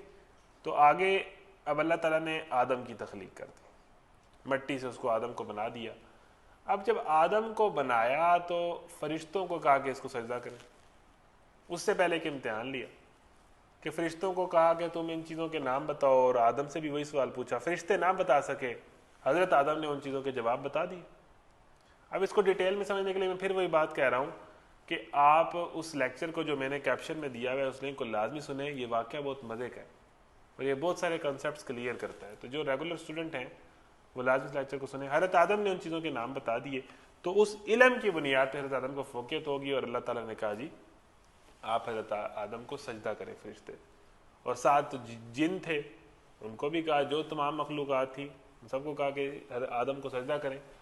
اب ابلیس وہاں پر موجود تھا, اور ابلیس وہاں پر اس کا بڑا پروٹوکول تھا, اس کی بڑی عزت تھی, اس کا بڑا نام تھا, لوگ اس کو سلوٹ مارتے تھے. وہ ہزاروں سالوں سے اللہ کی عبادت میں مصروف تھا اور ایک بہت بزرگ جن تھا, اور لوگ اس کا بڑا ادب اور احترام کرتے تھے, اور اس کا ایک بہت بڑا مقام تھا وہاں پر عرش میں. اب ابلیس نے دیکھا کہ میں اتنی عزت دار چیز اور میں اتنی بڑی چیز, یہ کل پیدا ہوا ہے اور انسان آج آیا, اور میں ساری زندگی میری اور ساری زندگی کی عبادت میں اس کو سجدہ کروں, یہ ہے کون. مطلب اس کے اندر ایک پرسنالٹی کلیش بن گیا انسان سے, ابلیس کا. تو اس نے فوراً اللہ تعالیٰ کو کہا کہ میں کیسے اس کو سجدہ کروں, اس کو آپ نے مٹی سے بنایا ہے اور مجھے آگ سے بنایا, میں اس کو کیسے سجدہ کروں. تو انکار کیا. اچھا اب یہاں سے ہمیں ایک بات پتہ چلتی ہے کہ اللہ کا جب حکم آ جاتا ہے تو وہ ماننا ہوتا ہے. یہ کیوں ایسے کروں اور میں اس کو کیوں ایسے کروں, یا میرے حالات خراب ہیں, یا میرے گھر کا ماحول اس طرح کا ہے, یا میری یونیورسٹی کے اندر جناب سب کچھ چلتا ہے, تو وہاں پر جناب یہ اللہ کے حکم نہیں مانے جا سکتے. جب اللہ کا حکم آ جاتا ہے تو وہ کرنا ہوتا ہے. شیطان یہی گڑبڑ کی نا کہ وہ اپنی دلیلیں لے آیا کہ جناب یہ چونکہ مٹی سے بنا ہے اور میں چونکہ آگ سے بنا ہوں اور میں کیوں سجدہ کروں. جب بندہ لاجک دینے لگ پڑے اور سوال کرنے لگ پڑے اور اپنی منطقیں نکالنے لگ پڑے تو اللہ کو یہ بات پسند نہیں ہے. ایمان کا یہ تقاضا ہی نہیں ہے. ایمان بالغیب اگر آپ سٹارٹنگ اپنی بیس ٹھیک رکھیں گے تو آپ کو یہ آپ کوئی بھی حکم ہوگا آپ ماننے کے لیے تیار ہو جائیں گے. جب آپ کا کوئی کوچ ہے, جب آپ کا کوئی ٹرینر ہے, جب آپ کو وہ کہتا ہے کہ جناب آپ 10 پش اپس لگاؤ, آپ 10 اور لگاؤ, آپ 10 اور لگاؤ, تو آپ اس کی ماننے کے پابند ہیں, وہ آپ کو ٹرین کر رہا ہے. آپ نہیں پوچھیں گے کبھی میں یہ کیوں کروں, یہ کیوں کروں, یہ کیوں کروں, وہ کہے گا پھر خود کر لو. تو اللہ کے حکم کے اندر جو ہے انسان سوال کرے اور یہ کرے کہ یہ ایسے ہے جی, یہ مجبوری ہے جی, حالات بدل گئے ہیں جی جناب میں نماز نہیں پڑھ سکتا, جی جناب میں پردہ نہیں کر سکتی, یہ مجبوری ہے, یہ مجبوری. اللہ کا حکم اللہ کا حکم, انسان کا کام اس کو فالو کرنا ہے. تو ابلیس نے یہی غلطی کی کہ وہ اپنی لاجکیں اور اپنے فلسفے جھاڑنے لگ پڑا, اور اللہ کو غصہ آ گیا کہ میں نے تمہیں حکم دیا ہے کہ اس انسان کو سجدہ کرو, تم مجھے بتا رہے ہو کہ جی اس میں یہ مسئلہ ہے, اس میں یہ مسئلہ ہے, مجھے نہیں پتا. ابا واستکبر, اس نے بڑائی کی اور انکار کیا, اور کان من الکافرین, اور نافرمانوں میں سے ہو گیا. اس کے بعد اب امتحان ابلیس کا تھا, ابلیس ہو گیا ناکام. فرشتوں کا بھی امتحان تھا, فرشتے ہو گئے پاس. انسان کا بھی امتحان تھا, انسان پہلے مرلے میں تو پاس ہو گیا, لیکن دوسرے مرلے میں پھنس گیا. کیونکہ اللہ تعالیٰ نے مخلوق ہی ایسی بنانی تھی کہ ایک ایسی مخلوق جو گناہ کی طرف کشش رکھتی ہو, برائی کی طرف کشش رکھتی ہو, اور پھر بھی برائی نہ کرے. تو میں ایسی مخلوق بنانا چاہتا ہوں, اور میں پھر اس کو ریوارڈ دینا چاہتا ہوں کہ اس نے گناہ کی طرف کشش رکھتے ہوئے بھی گناہ نہیں کیا. دیکھیں ایک بندہ ہے, اس کو آپ کے وہ اس کو مٹن بہت زیادہ پسند ہے, وہ مٹن دیکھے بغیر رہ نہیں سکتا. مٹن اس کی آنکھوں کے سامنے آ جائے تو وہ اپنا کنٹرول کھو دیتا ہے اور جناب وہ مٹن کھانا شروع کر دیتا ہے. آپ اسے کہیں کہ تم نے میری دوستی کے اندر, میری یاری کے اندر مٹن نہیں کھانا. اب جس بندے کا مٹن کے بغیر گزارا ہی نہیں ہوتا, وہ اگر اس مٹن کو چھوڑے گا آپ کی دوستی کے اندر, تو پھر یہ اس کا امتحان ہوگا, اور پھر آپ سمجھ سکیں گے کہ یہ واقعی میرا پکا دوست ہے. ایک بندہ جس کو مٹن سے آلریڈی نفرت ہے, آپ اسے کہیں گے آپ یہ مٹن چھوڑ دیں, اس کے لیے مٹن چھوڑنا مشکل ہے. وہ کہے گا اس میں کوئی, ٹھیک ہے جی چھوڑ دیتا ہوں. تو اس نے ایفرٹ کیا کی, اس نے قربانی کیا دی, اسے کس چیز کا ریوارڈ ملے.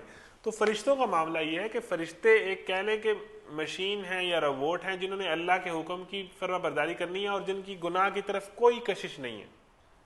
جو اللہ نے حکم دیتا ہے وہ کر گزرتے ہیں.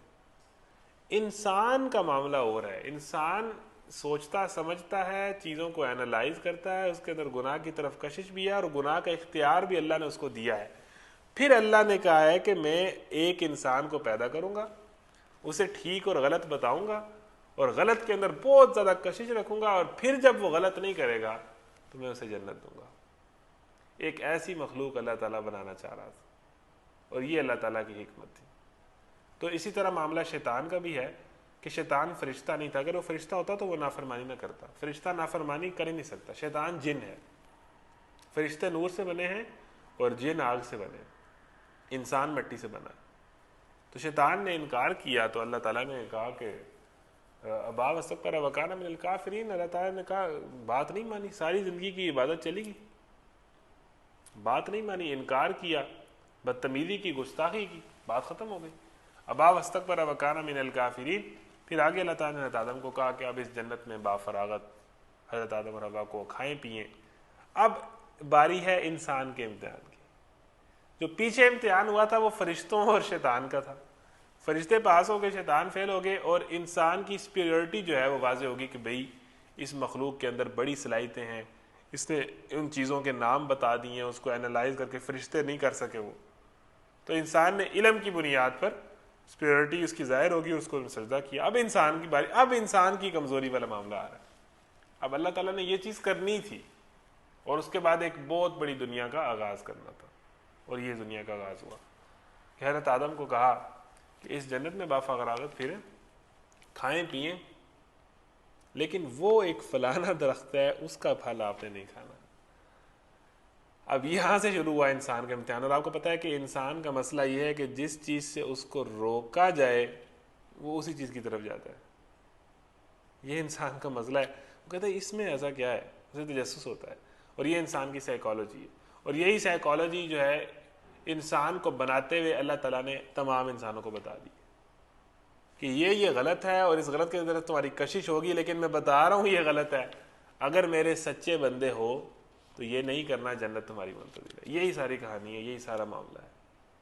تو اللہ تعالیٰ کہتا ہے حضرت آدم، اب شیطان کہ چونکہ پرسنالٹی کلیش بن چکا تھا انسان سے، اور شیطان نے یہ طے کر لیا تھا کہ اب اس انسان سے میں نے بدلہ لینا ہے. شیطان نے تو یہ طے کر لیا تھا، اور شیطان نے یہ سوچ لیا تھا کہ اس آدم کو اب میں جو ہے، جو اس کو عزت ملی ہے، میں اس سے لے کے چھوڑوں گا. میں اللہ تعالیٰ کو یہ منوا کے چھوڑوں گا کہ تو نے جو یہ کام کیا ہے یہ ٹھیک نہیں کیا. اللہ تعالیٰ کو میں یہ بات سمجھانے کی کوشش کروں گا. تو حضرت شیطان نے سوچ لیا کہ آدم سے بدلہ لینا ہے. اب آدم کو بہکایا کہ کوئی نہیں مسئلہ، اس درخت کو کھا لو، اس پھل کو کھا لو، وہ کچھ بھی نہیں ہوگا. بس اللہ تعالیٰ یہ چاہتے ہیں کہ تمہیں ہمیشگی نہ ملے، بس پھل کھانے سے کچھ بھی نہیں ہوگا. اب مختلف غلط کام کے انسان کے ذہن میں بہانے ڈالتا ہے شیطان کہ کچھ بھی نہیں ہوتا، کر لو، اور کوئی نہیں فلم دیکھ لو، پتہ چلے گا دنیا میں کیا ہو رہا ہے، انگلش اچھی ہو جائے گی، ویژن بڑھے گا. مختلف بہانے کے ذریعے جو ہے، شیطان کبھی یہ نہیں کہتا کہ یہ گناہ ہے، یہ شدید برا کام ہے، یہ کر لو. وہ گناہ کو کہتا ہے کہ کچھ بھی نہیں ہے، بس یہ ٹھیک ہے، سب کرتے ہیں، تو یہ کوئی ایسی غلط چیز نہیں ہے. یہ شیطان کا طریقہ واردات ہے. حضرت آدم کو بھی یہی کہا کہ یہ پھل کھا لیں، اس میں کوئی مسئلہ نہیں ہے، بس آپ کو ہمیشگی مل جائے گی، اور تو کچھ نہیں. حضرت آدم سے غلطی ہوئی، اور اس کے بعد اللہ تعالیٰ نے کہا کہ اب تم یہاں سے نکل جاؤ اور دنیا کے اندر میری ہدایت کا انتظار کرو. دنیا کے اندر میری ہدایت آئے گی تو جو میری ہدایت پر عمل کرے گا وہ واپس اسی جنت میں آ جائے گا. جس جنت سے انسان نکلا ہے واپس اسی اوریجن کی طرف جانے کا ایک ہی طریقہ ہے کہ ہم اللہ تعالیٰ کی ہدایت کو مانیں، اور اللہ تعالیٰ کی ہدایت ہے یہ قرآن. اگر جس جنت سے آپ آئے ہیں اسی اوریجن اور اسی گھر میں واپس جانا ہے تو اس ہدایت کو ماننا پڑے گا. ایک دن آپ اس جنت میں واپس جائیں. تو فرق کیا ہوا کہ شیطان چاہتا تھا کہ وہ یہ ثابت کرے کہ حضرت آدم جو ہیں وہ مطلب انسان جو ہے وہ اس قابل نہیں ہے. لیکن ہوا کیا کہ الٹا حضرت آدم سے جب غلطی ہوئی تو انہوں نے فوراً توبہ کی. شیطان کیا کیا؟ فرق کیا ہوا؟ شیطان غلطی کر کے اڑ گیا، انسان غلطی کر کے شرمندہ ہو گیا. یہ وہ چیز ہے جو انسان کو انسان بناتی ہے. گناہ سب سے ہو جاتے ہیں، لیکن گناہ کر کے جو بندہ شرمندہ ہو رہا ہے نا وہ انسان ہے. گناہ کر کے آپ شرمندہ نہیں ہو رہے تو آپ منافق کی سیکنڈ کیٹیگری کے قریب پہنچے ہوئے ہیں. گناہ تو انسان سے ہو جاتے ہیں، غلطیاں تو انسان سے ہو جاتی ہیں. حضرت آدم نے غلطی کی، توبہ کی، اور پھر اللہ تعالیٰ نے کہا، اللہ تعالیٰ نے توبہ قبول کی، کل توبہ کے کلمات سکھائے اور اس دنیا میں بھیجا، اور اس زندگی کا آغاز ہوا. اور وہاں سے پھر یہ فیصلہ چلا کہ جو ٹھیک عمل کرے گا وہ جنت ہے، جو اس ہدایت پر عمل کرے گا وہ اللہ کی طرف آئے گا، اور جو اس ہدایت پر عمل نہیں کرے گا اور جو شیطان کے بہکاوے پہ آ کے شیطان کے رستے پہ چلے گا اور شیطان سے روزانہ جنگ ہارتا چلا جائے گا، شیطان سمیت وہ جہنم میں جائے گا. اللہ تعالیٰ سے دعا ہے کہ وہ عمل کی توفیق عطا فرمائے. ایک روبہ ہم نے پڑھا ہے، اور آپ بے فکر ہو جائیں، آپ تسلی رکھیں. یہ قرآن کے وہ رکوع ہیں جن کو تفصیل سے بیان کرنا بڑا ضروری ہے کہ یہ سٹارٹنگ ہے. اب آگے بنی اسرائیل کے واقعات ہیں جو ہم تیزی سے پڑھتے چلے جائیں گے. انشاءاللہ جو ہم اگلی کلاس ہے اس میں پوری کوشش کریں گے کہ ہم اس پارے کو تقریباً ختم کے قریب، اینڈ کے قریب لے جائیں. اللہ تعالیٰ سے دعا ہے کہ ہم نے جو رکوع پڑھے ہیں اس پر عمل کرنے کی توفیق عطا فرمائے. آپ نے اٹینڈنس لگانی ہے، اٹینڈنس کا وہی طریقہ کار ہے، لنک یہاں پر موجود ہے، آپ اپنی جا کے اٹینڈنس لگوا لیں. کچھ دیر کے لیے لنک اوپن ہوگا، آپ کے پاس 10 منٹ ہیں تو فوراً اپنی اٹینڈنس لگوا لیں. اگلے اتوار آپ سے ملاقات ہوگی. جو کچھ نئی اناؤنسمنٹس ہیں اور نئی چیزیں ہیں وہ ہم واٹس ایپ گروپس میں شیئر کرتے چلے جائیں گے. تو واٹس ایپ گروپس کے اندر ہم جو درس دیتے ہیں اس کے نوٹس بھی ایک ہفتے کے اندر پرووائڈ کر دیں گے. آپ ان سے بھی استفادہ کر سکتے ہیں اور ان سے بھی سیکھ سکتے ہیں. تو جو ریگولر اسٹوڈنٹ ہیں وہ واٹس ایپ گروپ میں بھی آ جائیں، اور جو ریگولر اسٹوڈنٹ ہیں وہی اٹینڈنس لگائیں. تو دعا سے ختم کرتے ہیں. الحمدللہ والصلاۃ والسلام علی رسول اللہ. ربنا آتنا فی الدنیا حسنہ وفی الآخرۃ حسنہ وقنا عذاب النار. یا اللہ ہم نے جو باتیں پڑھی ہیں ہمیں اس پر عمل کرنے کی توفیق عطا فرما. ہم کو قرآن پڑھنے، سمجھنے اور اس کو اپنی زندگی کے اندر پریکٹیکلی لے کر آنے کی توفیق عطا فرما. ہمیں برائی سے، بے حیائی سے، بد اخلاقی سے محفوظ فرما، اور ہمیں شیطان کے شر سے اور شیطان کے رستے پر سے بچنے کی توفیق عطا فرما، اور اپنی صحیح ہدایت کو ماننے اور اس پر عمل کر کے زندگی گزارنے اور اس کی ہدایت کی طرف لوگوں کو بلانے کی توفیق عطا فرما.